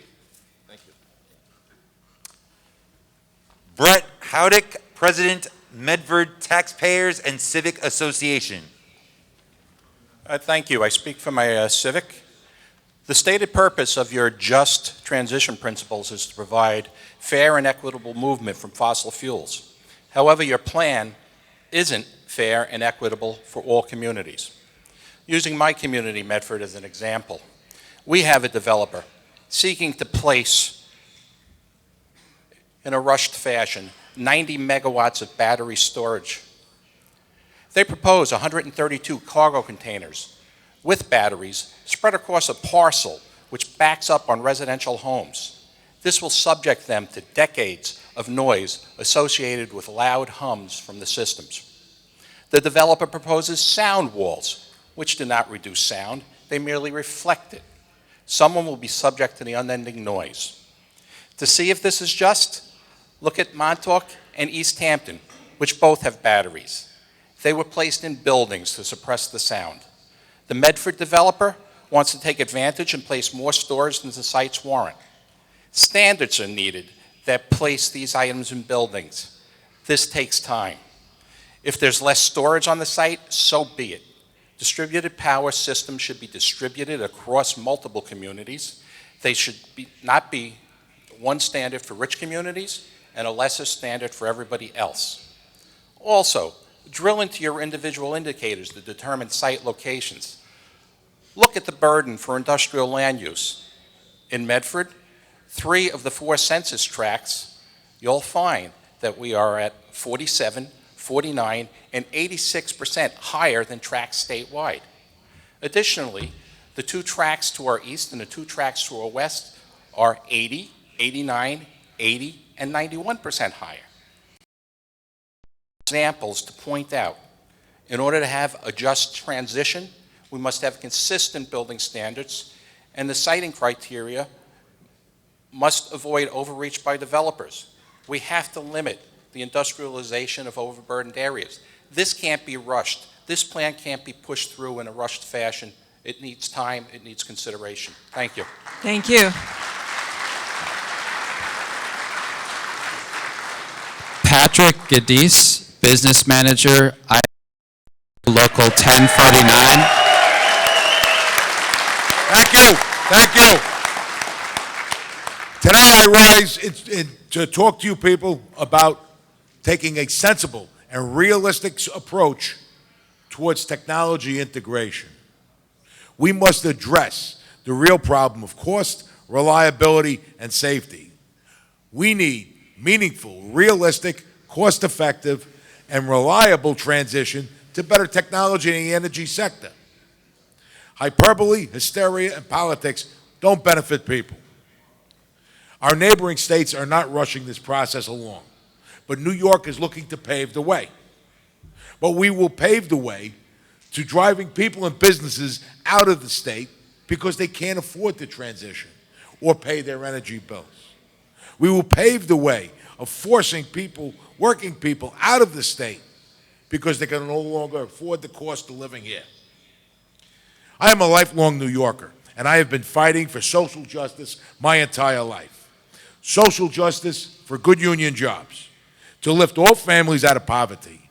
And I cannot and will not endorse an ill-conceived idea that's going to hurt working families, that will kill jobs for families and generations to come. And I ask, where is the justice in that? When I started in the utility industry more than 40 years ago, I believed in our motto that you could count on us. Thank you. And throughout our life, I lived with the idea that you can make a difference in your life, the life of your family, and the lives of your brothers and sisters that inhabit our planet. I believed it then, and I believe it now. So we have to make the right choices, smart choices. We have to integrate new technologies, not force new technologies. Forcing leads to grave mistakes that are either too expensive to reverse or cannot be reversed at all. We are integrating new technology for cleaner emission standards for decades. IBEW utility workers across this great state have always worked with the environmental protection movement to adjust and integrate reliable, safe, and sustainable power resources for our communities. We live here too, and we want the best for our families and neighbors. But you know what makes this state awesome? The workers that are able to provide for their families and the jobs that provide great wages and benefits for generations to come. To that end, and my brothers and sisters in the utility industry, all of us come together each day to work with a serving heart, to put the safety of our neighbors first, and we insist that we be at the table and for our input to make this transition successful for all New Yorkers. Thank you.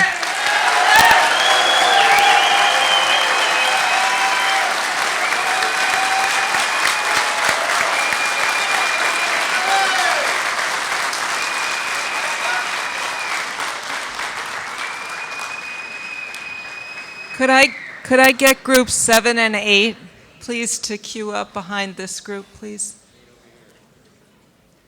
Vance, you got? Rick Friedel from Holtzville.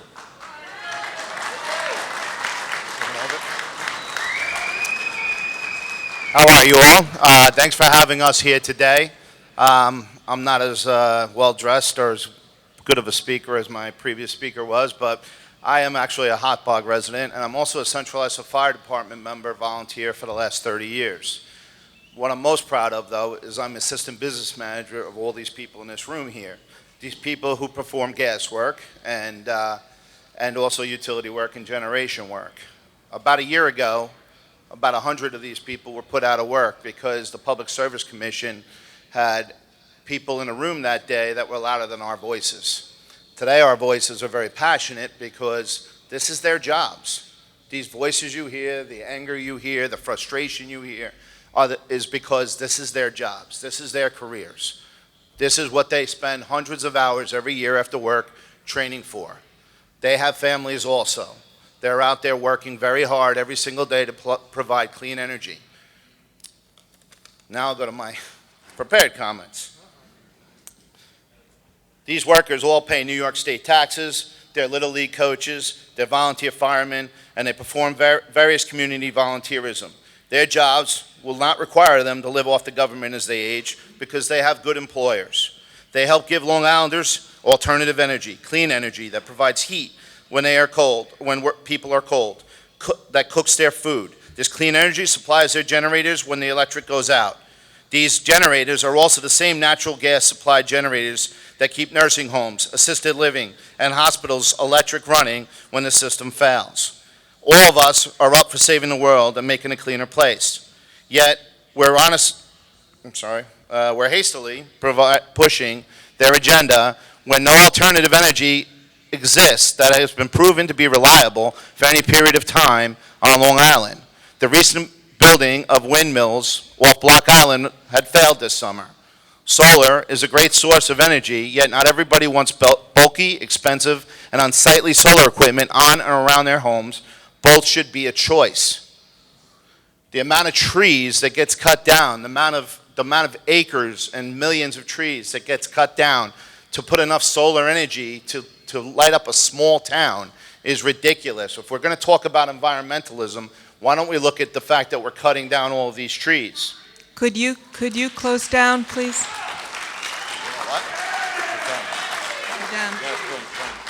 You're out of time. I'll end it there. I just want to thank you all for taking the time. I'll reiterate what Maddie had said and what Chris had said. Labor should be at the table. We represent a lot of people in this room right now. These are all people who provide you this clean power and really need to keep their jobs and protect their jobs. We'd appreciate it. Thank you.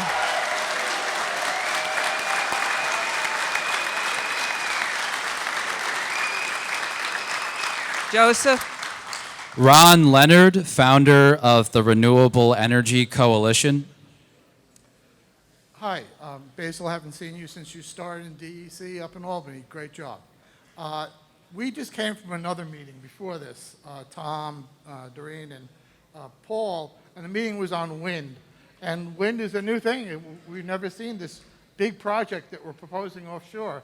And because of that, new, we don't know what it means, we don't understand it. And Tom mentioned in the meeting that he could see how we can get to maybe 80% clean energy. 80% is a good number, but he didn't know how you get beyond there. Well, good news, Tom, I have your back covered. And the way that we do this is to make it open, transparent, and understandable for the public at large, because we don't need to scare people. We can prove that this is a logical choice for everyone, that it actually saves money, and it actually works with the existing grid that we have. How do we do that? We do a study, and we've done this study in the mid-ISO. The ISO is a term that is called the Independent System Operator, and New York has a very unique ISO. It just is the boundaries of New York. Mid-ISO is much bigger than that. And the interesting fact is, why was the ISO in New York created? There was this little event that I actually remember in 1965 in September. And it was a massive outage. It was a massive outage. And that outage saw that the electrical system had a flaw. The flaw was that there was somebody asleep at the switch. So we can prove that this transition does not have flaws, that has a logic to it, that the numbers work, and we should make it available to you and everyone in the room to decide for yourself that this is sensible. Thank you. Thank you. Randall Shorter, All Our Energy. Thank you for the opportunity to speak. My name is Randall Sorsher from All Our Energy in Point Lookout, New York, and the Countdown to Zero Waste Coalition of over 80 grassroots environmental and community groups who advocate for statewide solutions to single-use and packaging waste plastics and pollution, with top priority being to protect our communities and our environment. I'm a lifelong Long Islander and appreciate the natural bounty it has to offer as an avid kayaker, hiker, and beachgoer. However, we are all on an island in a rising sea. I don't think it is hyperbolic to say all of humanity's advances are possible because of climate stability. It is our duty to preserve that for our children and our grandchildren. We support strong action on climate, from electrification of buildings that displaces dirty fossil fuels, to reducing waste and its climate effects, to banning false solutions like burning plastics for fuel or investing billions in carbon capture or green hydrogen and others that don't exist. We endorse the waste reduction, reuse, and recycling strategy to address climate impacts up and downstream of packaging and materials management.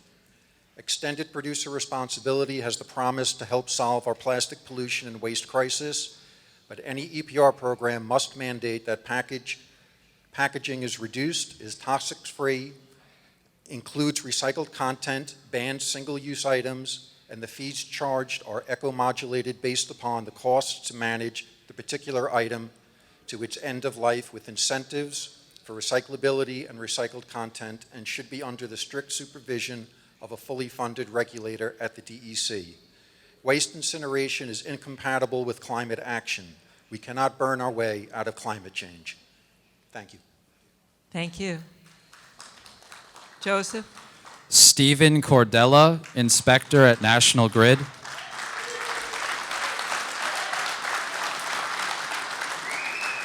Hi, everyone. Just want to, thank you for your time.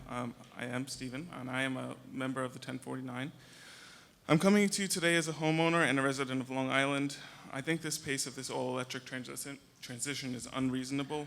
I am well aware of climate change and I understand that it needs to be addressed, but this policy of all building electrification is something that absolutely needs to be clearly explained to the residents of Long Island. We need a plan, not a ban. We have options such as renewable natural gas and green hydrogen that need more funding and implementation. Our gas system on Long Island is invaluable and should not be overlooked. There are always ways to improve in any industry, and we absolutely need to be given that chance to prove our worth. We have provided reliable energy for decades on Long Island. I've sat down with electricians and have seen estimates of pricing for these electricians to transition my high-efficiency natural gas appliances that are less than a year old, and the numbers are outrageous. Natural gas is a clean energy when compared to oil, and that could be a transition period too. Transition all these dirty oil customers to clean natural gas. Everyone who I speak to about this topic feels this idea is crazy and not rational when we rush into this all-electric building plan. We need a plan, not a ban. I absolutely oppose this rushed transition. Thank you.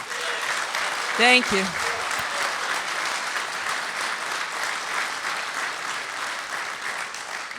Vance? Michael Cobell, Business Agent, Local 638, Steam Fitters.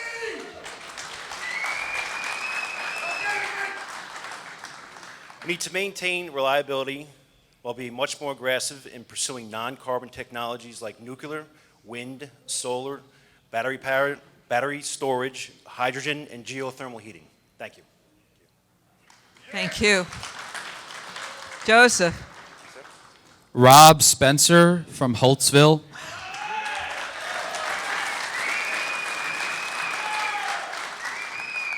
Hello, everyone. My name is Rob Spencer, and I'm a business representative for IBEW Local 1049 on Long Island. I get the privilege to represent the proud and professional gas utility workers on Long Island. Local 1049 has 4,600 members, not just union members, but community members, your neighbors, vital contributors to the local economy.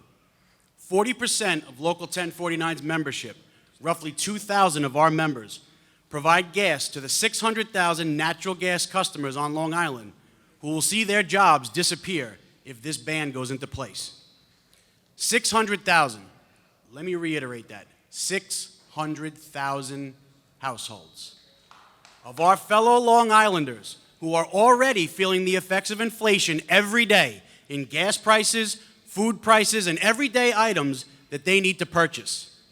600,000 households who are already taxed at the highest rate in the country, most of whom are middle-class families or on a fixed income, are already having a hard time making ends meet and would never be able to afford the $30,000 to $50,000 cost to convert their homes and businesses to all electric. 600,000 households, if they are forced to convert to all electric and cannot afford the cost, would not even be able to sell their homes because that home would come with an additional price tag of $30,000 to $50,000 after the sale to cover the cost of electric. Government subsidization sounds like a great idea, but who funds the government? We fund the government with our tax dollars. We will be subsidizing our own conversions, and not only those of our neighbors, but of the rest of the state. 600,000 families who depend on the clean, safe, renewable, and most of all, affordable natural gas for heating their homes and the day-to-day operation of their businesses. The idea that Long Island can sustain a premature flip of a switch by 2030 to an all-electric form of power is a radical idea that each and every utility worker in this room can tell you is an unattainable goal. Thank you very much. Thank you.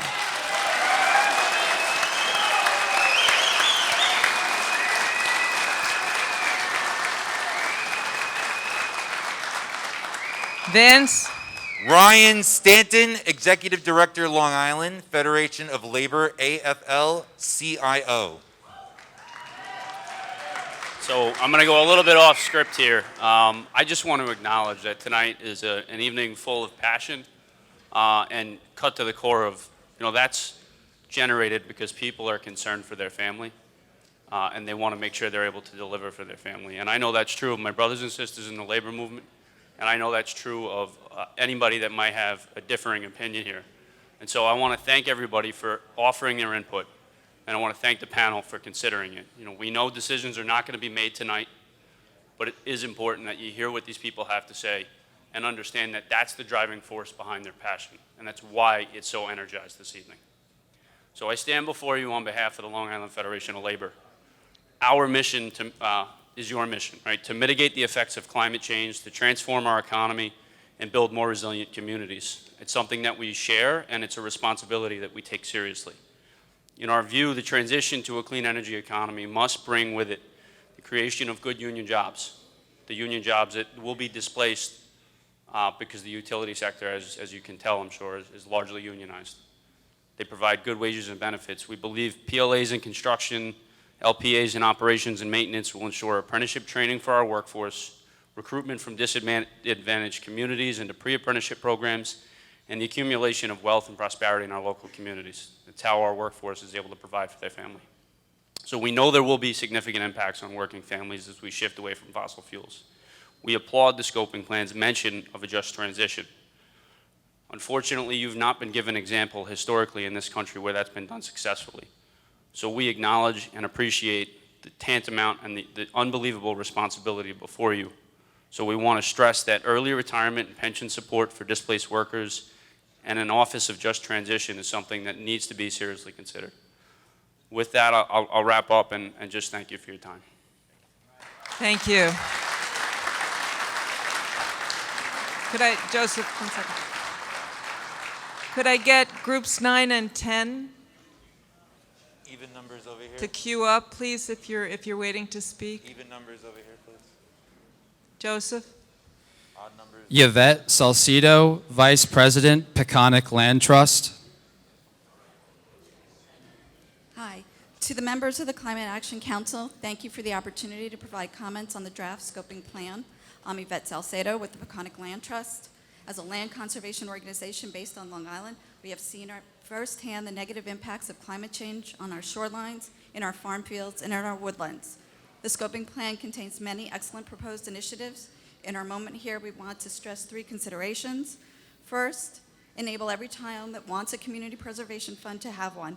Statewide enabling legislation will improve the current town-by-town process. The 5 East End towns on Long Island have raised over $1.8 billion in revenue since 1999 and protected more than 10,000 acres of land, all of which might have been developed. Each town is different. The needs of their communities are unique. Not all will want to go this route. However, they should all have the opportunity. Second, incentivize land and sea farmers to make carbon emission and sequestration an integral part of farm practice. If we put forward recommendations for them to reduce emissions and nutrients, improve soil health, and sequester carbon, we must recognize they cannot solely fund these initiatives and still stay in business. There are a variety of mechanisms available, grants, cost-share programs, capital investments, etc., to make adoption possible. Let's use them. The results will be healthy local food, a diversity of agricultural products, good jobs, and a continued contribution to the state's economy. Third, fix the state inheritance tax to favor conservation over development. Take a look at the New York State inheritance tax. The size of the tax and the time which it must be paid by provides many heirs with no alternatives but to sell, which means development. The state inheritance tax should be amended to enable landowners and their heirs to consider and implement public and private conservation options. A deferral of the inheritance tax on land of conservation value would be a great start. The specter of this tax forces land on the East End into development as much as tax itself. Working together to conserve and steward land is a key. For nearly 40 years, we have worked in partnership with farmers, landowners, conservationists, scientists, communities, and public officials. We are here to help. We thank you for the opportunity to comment and look forward to working together. Thank you. Vince? Jennifer Green, Bellport. Hello, and thank you for this time, and heartfelt thanks to you, each of you, for your work. The Climate Act does give me hope. I'm here today as a mother, neighbor, daughter, advocate, and supporter of Scenario 3. As a mother, I think about what's in store for the next generations if we don't get this right. Bold action is required for the sake of all our kids and grandkids. As a neighbor of the Brookhaven Town landfill and those most directly affected by it, I join the calls to move away from landfilling waste, away from burning waste. We need to decommission garbage burning. The waste industry wants to sell incineration as waste to energy, but burning waste is an unhealthy, racially inequitable, false solution. Waste justice is climate justice. Environmental justice requires waste prevention. Where are the zero waste strategies in the plan?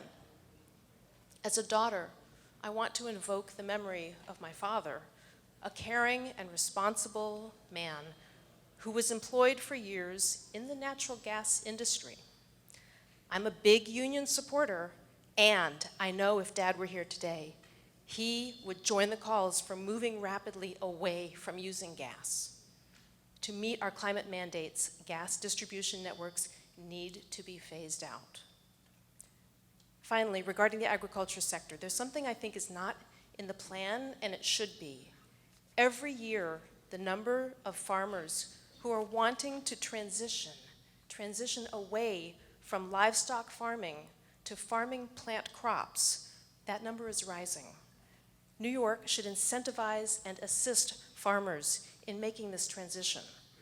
From beef farming to bean farming, from dairies to berries. Growing more plant crops for people will help meet our climate mandates and will benefit public health. I urge you to incorporate this. Add to the plan that there needs to be assistance to farmers to transition from livestock farming to stock-free food crop farming. Thank you. Thank you. Joseph? Joseph Dvorak, citizen of U.S. Thank you. Thank you for this opportunity to testify. My name is Joe Dvorak. I live in Sound Beach. I'm testifying on my own behalf. At the inauguration of President Joseph Biden and Vice President Kamala Harris, a young poet from Los Angeles named Amanda Gorman graced the nation with a striking and eloquent poem entitled "The Hill We Climb," in which she said, "Being American is more than a pride we inherit. It's the past we step into and how we repair it." In July 2019, New York passed the CLCPA, which represents the most ambitious and comprehensive climate and clean energy legislation in the country.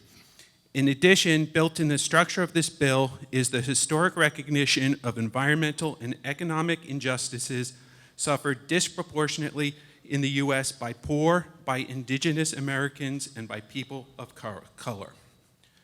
It is my greatest hope that we, as a state, come together and resist corporate influence, resist the unjust influence of the powerful and the wealthy, and take this amazing opportunity to craft policy that will allow a cleaner environment for all New Yorkers, provide economic opportunity to those who need it most, and pave the way to true stewardship of the land that we do not really own, but merely occupy during our lives, so that we can live with pride and pass it on to a better world for those who follow.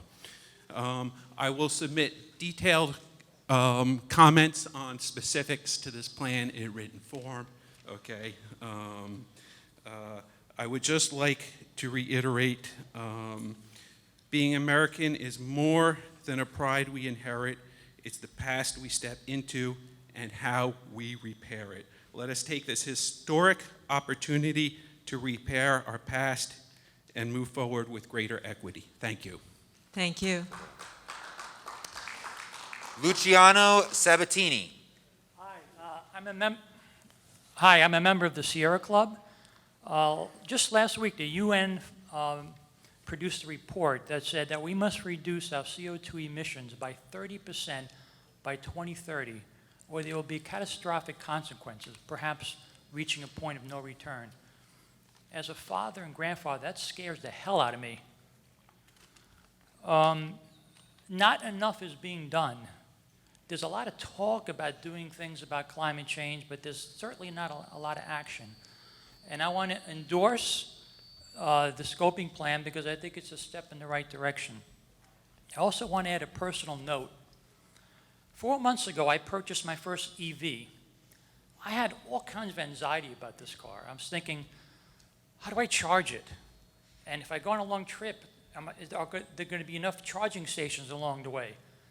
And if I get stuck, is AAA going to know what to do? And anyway, 4 months later, it was one of the best decisions I ever made, especially when I drive by a gasoline station and see the price of gas. And I think there's a little moral to this story, and the story is that I think the biggest thing blocking renewable energy is fear of the unknown. We're so used to the fossil fuel culture that it's hard to let that go for something that we don't really know about. But this is so critical that we have to move forward. Every technological revolution that we have experienced, we have adjusted to it. We have adjusted. And we can't go back now because there's too much at stake. Thank you very much. Thank you. Joseph? Mike Lamorte. Oh, I'm sorry. How you doing, Mike Lamorte? I'm retired from Con Edison, 41 years. Got a couple of quick questions. Okay, everybody in this room wants clean air and water.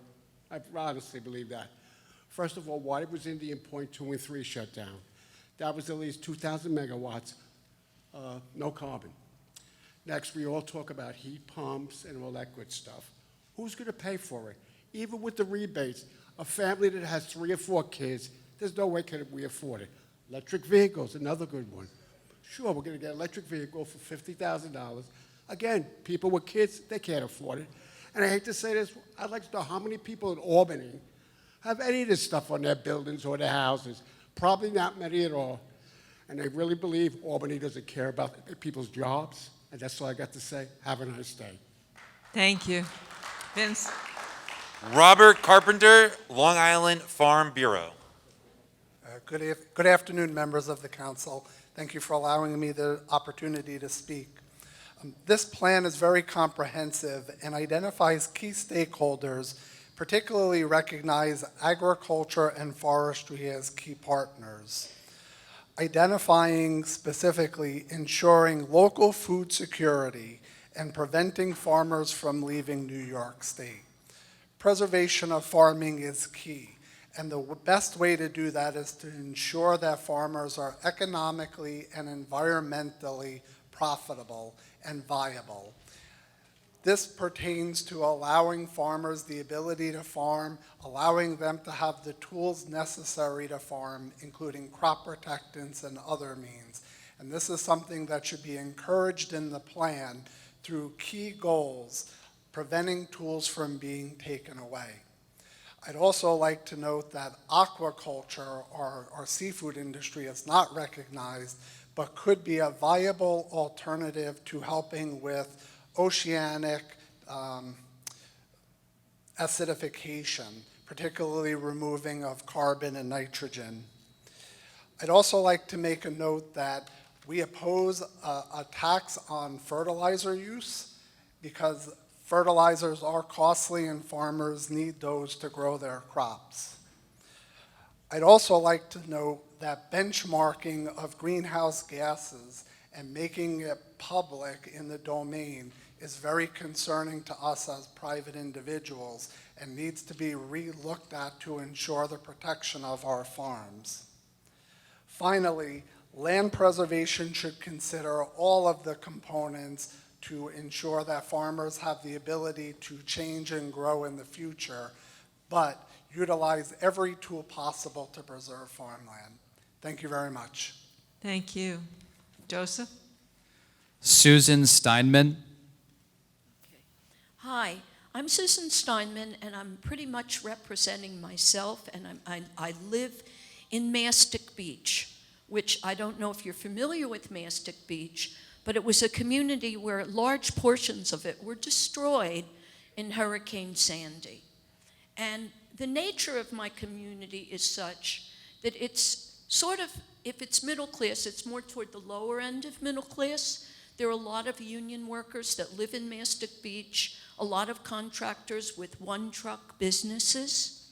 And so I feel that there's enough money that our government has, and by the way, I don't agree that we have to pay for it, because with all the tax breaks that the wealthy get, and with all the huge amounts of money that companies, large corporations get for subsidy, that money, even a small tax on them, could be used to help subsidize. I believe that any worker whose job is displaced should have money to help him make the transition. I think that should be written in the plan. I don't understand, of course workers are concerned about the loss of their jobs. The other thing I wanted to say about my community is that we very often face a lot of economic discrimination.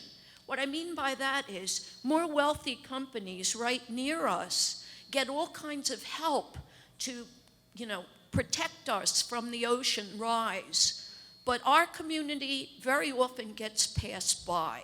Recently, I've seen a trend away from that where we finally have some projects to restore our wetlands, etc. But I really believe that the environment and labor should not be in opposition. But we don't want to put labor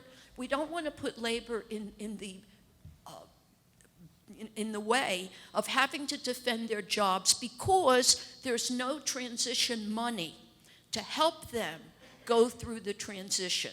And the money can be found. Okay, is my time up? Thank you. Thank you. Timothy Karsich, Suffolk County DSA. Good evening, everybody. My name is Tim.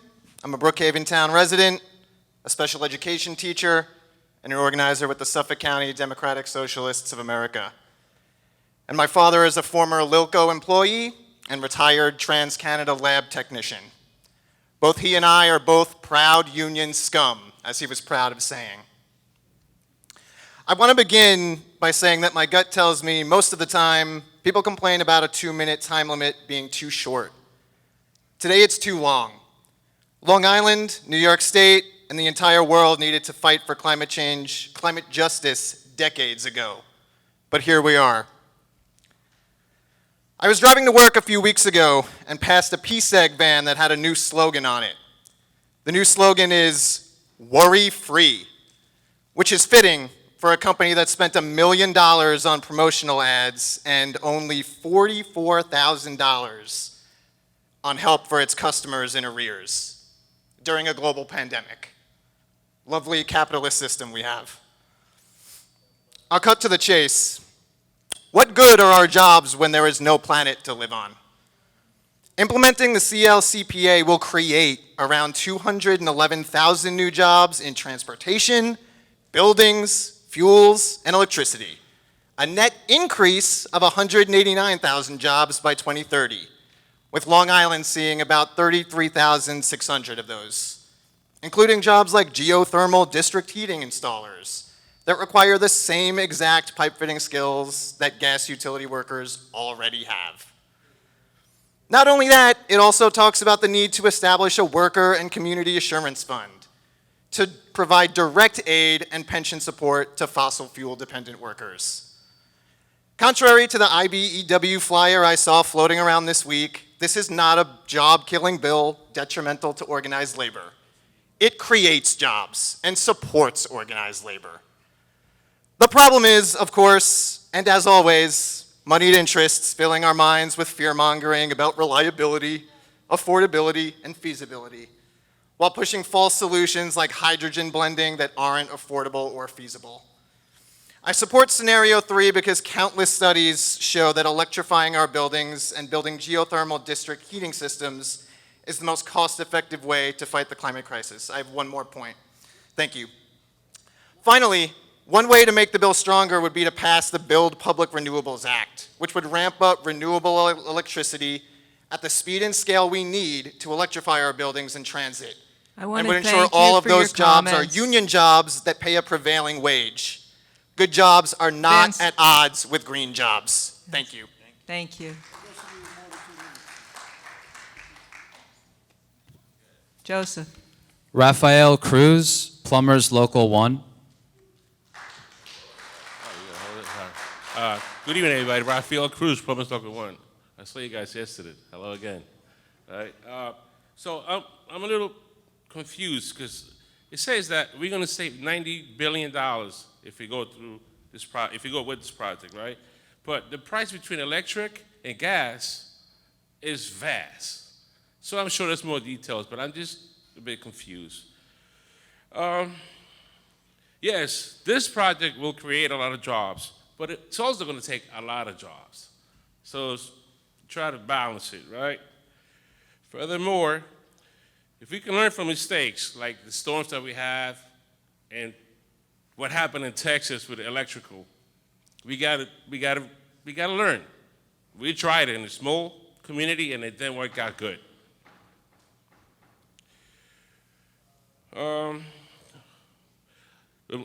I say this yesterday, but I have to emphasize on this, right?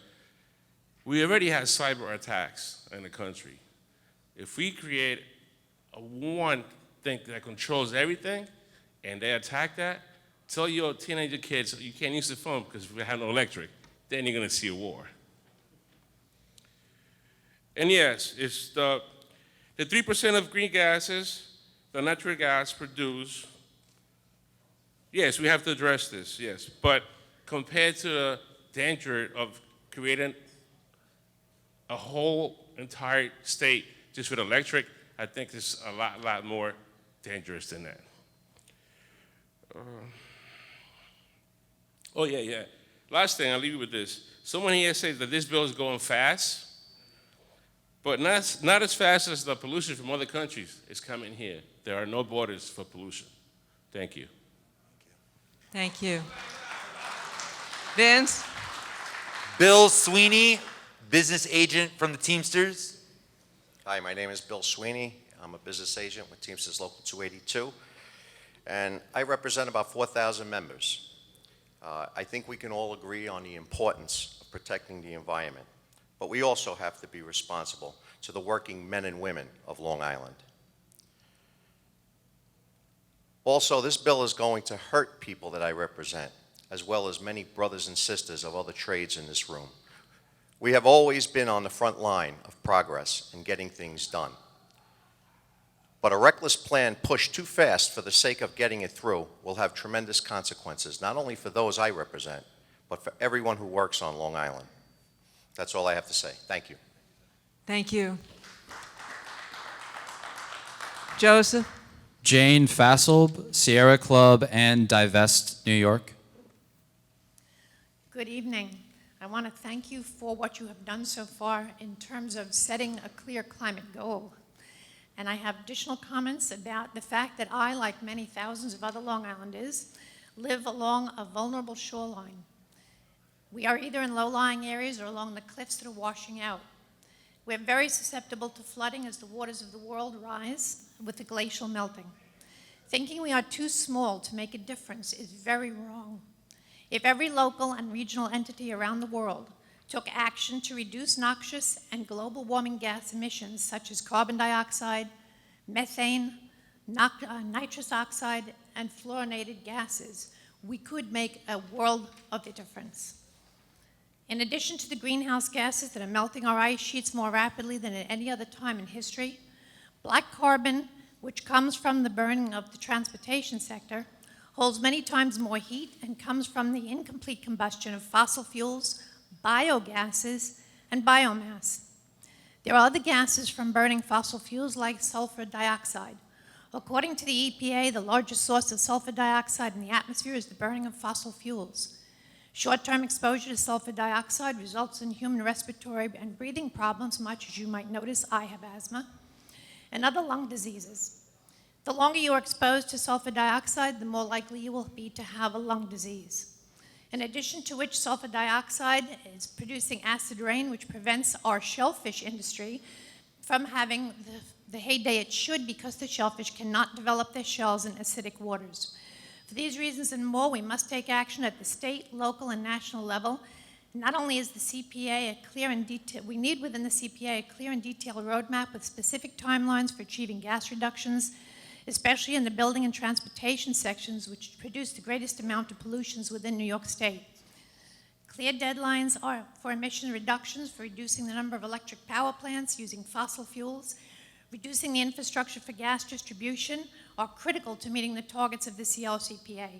The roadmap should also include ways to expand renewable energy development, storage, and distribution. Thank you.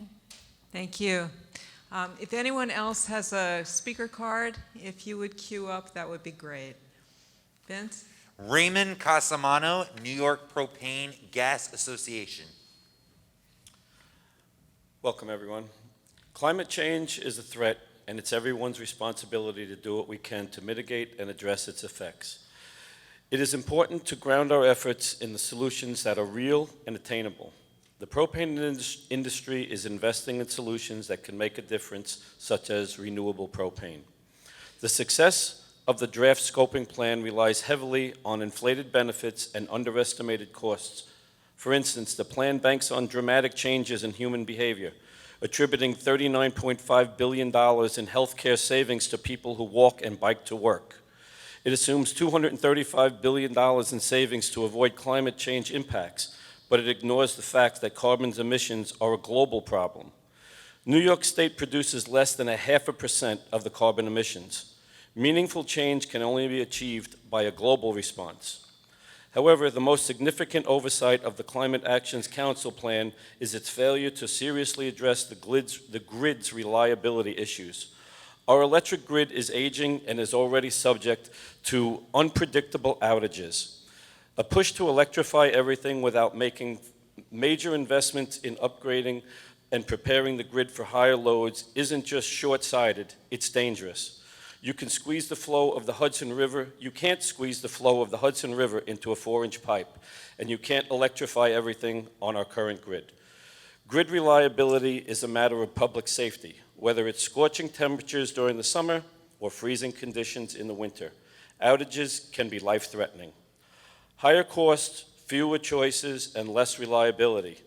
Is this the future that New York faces if the plan is followed as submitted? Propane is flexible and dependable with a low carbon footprint. It is an EPA-designated, clean certified fuel with low carbon content.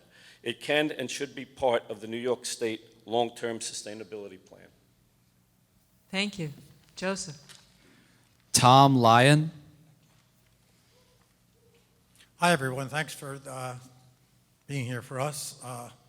I'm a fifth-generation Long Islander, and I joined my first union in 1970 when I became a teacher, and it was also the year of the first Earth Day. And I took about 100 kids from a local place out to a empty field, and we picked up garbage because we really didn't know what else to do at that time. Since then, I've become a real fan of, and I actually represent here today, the Long Island Poor People's Campaign.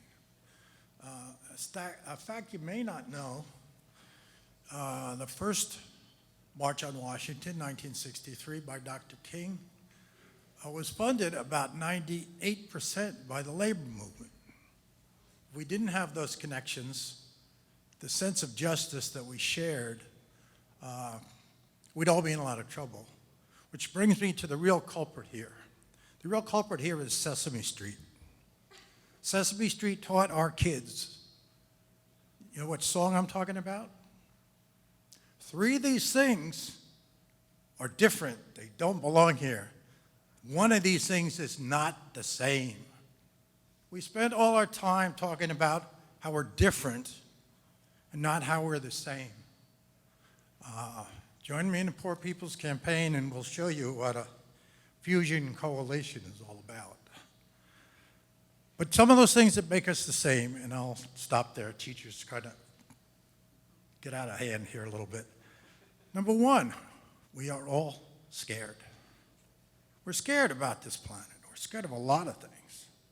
And number two, we feel there's a lot of things we have no more control in our life about. Number three, we worry about our kids. I worry about my grandchildren, and all moved off Long Island. And we're also angry at people in power and people that seem greedy. And sometimes we take that anger and just turn it in the wrong directions. But thank you for giving us a chance to listen to each other. And let's find more ways for all of us to do that. Thank you. Thank you. Vance? Michael Yee, local union member. Hi, good evening. My name's Michael Yee. I'm a 35-year member of local union number 3 of the IBEW. I'm also a 33-year member, resident of the town of Brookhaven. My wife and I have been able to raise our 3 kids here, and we're happy that the Climate Council is taking the time to hear from us. A couple points. I just want to say that I support the Climate Act's goals to decarbonize the state's economy and slash greenhouse gas emissions. Achieving these goals is essential to slowing climate change and ensuring that our residents, businesses, and communities not only survive, but they thrive. I am also excited about the opportunity to create hundreds of thousands of union jobs in the transition to a clean energy economy, and think it's essential that the state take strategic steps to maximize in-state development, ensure strong labor standards and union training programs in these new industries, and prioritize development in disadvantaged communities. All in an effort for workers and communities in New York to get the full benefit of the investments that the state is making. As I talked about training programs, I think that, and I echo some of the comments of previous speakers about the Office of Just Transition. We think that that's important, that the state consider creating that office.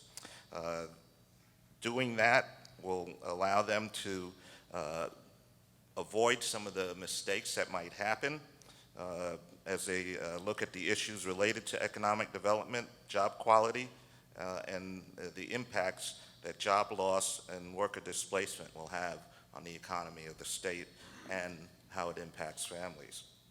In closing, I just want to say thank you to the council for being so patient and hearing from all of our sides here tonight.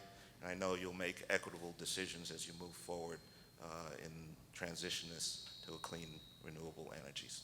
Thank you. Thank you. Joseph. Kelly Devine.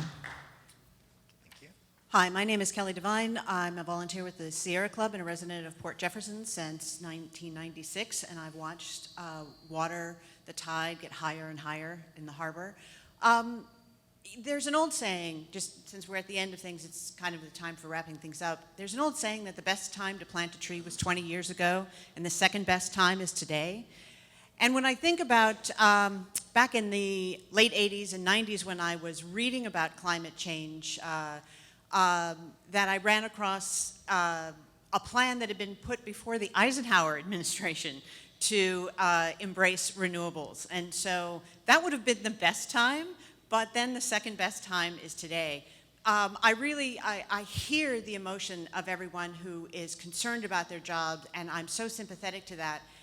The longer we put off this decision, the more people actually get hurt in various ways. Even back in the 1950s, the ill effects to human health and to the environment of burning fossil fuels was well known. So I just wanted to close by saying I support your efforts. I thank you for your patience and for your goodwill, and I do support Strategy 3. The sooner that we imagine a new future, the faster we will get there. Thank you. Thank you. Vance. Adrian Esposito, Citizens Campaign for the Environment. Thank you. Good evening. If I get the last word, somehow it'll be fitting. But thank you so much for your patience. I want to start out with a genuine, heartfelt thank you to all of you for your unbelievable work. If anybody had told me that we would be in this situation 10 years ago, I might not have believed them. From your work on developing a workforce, from developing a supply chain, from developing new renewable technologies, to establishing a plan, implementing that plan. It is truly impressive. So I want to say thank you. It's an exciting transitional time. It's an historic time. The one thing I just want to focus on right now is one small thing, but it's not small, one area of the plan I feel is a little anemic and lacking, and that is the area that really works to educate, engage, and enlist the public's help in making this plan. Look, this is Long Island. We get the problem. What people, general public, doesn't understand is the solution. And you're ingrained in it, so you're working with it every day, but we still get calls at our office day after day. What about these wind farms? What happens when the wind doesn't blow? You know, what about these battery storage? I mean, are they going to blow up in my neighborhood? What about, solar and the sun doesn't shine? And then what do we do? And so there's all these questions because people just don't know. So I don't really see, and we formed WindWorks Long Island, which you all know about, and we've been doing massive amount of education with unions and civic groups and community groups and environmental groups and Chamber of Commerce and you name it. But the state's been absent in that. Nowhere. And we've received no help. So I feel like, here on Long Island, we're literally at ground zero for climate change. We all know about sunny day flooding. We all know about hurricanes. We know about sea level rise. We got the problem. What we need to enhance is the understanding of the solution and how all the public, and you saw it tonight. Tonight's a good illustration of what I want to say. We need to walk together. One island, one future, one pathway. And that's the area where we're not there yet. And you heard from the comments, some of it was just misinformation still out there. And that's the gap I'd like to be able to help in partnership, and I think many Long Islanders would like to help fill together. So thank you again for really an astronomical piece of work that you've produced, and we look forward to the great change ahead. Thank you. Thank you. I just want to check and see, has anyone not come up who has a card to speak tonight? Everyone has? All right, well, the hearing will continue until 7 o'clock, and there may be people who come in a little later after work, so they'll have an opportunity to speak if they choose to. But before you leave, let's just say thank you to the town Brookhaven for hosting us tonight. Really appreciate it.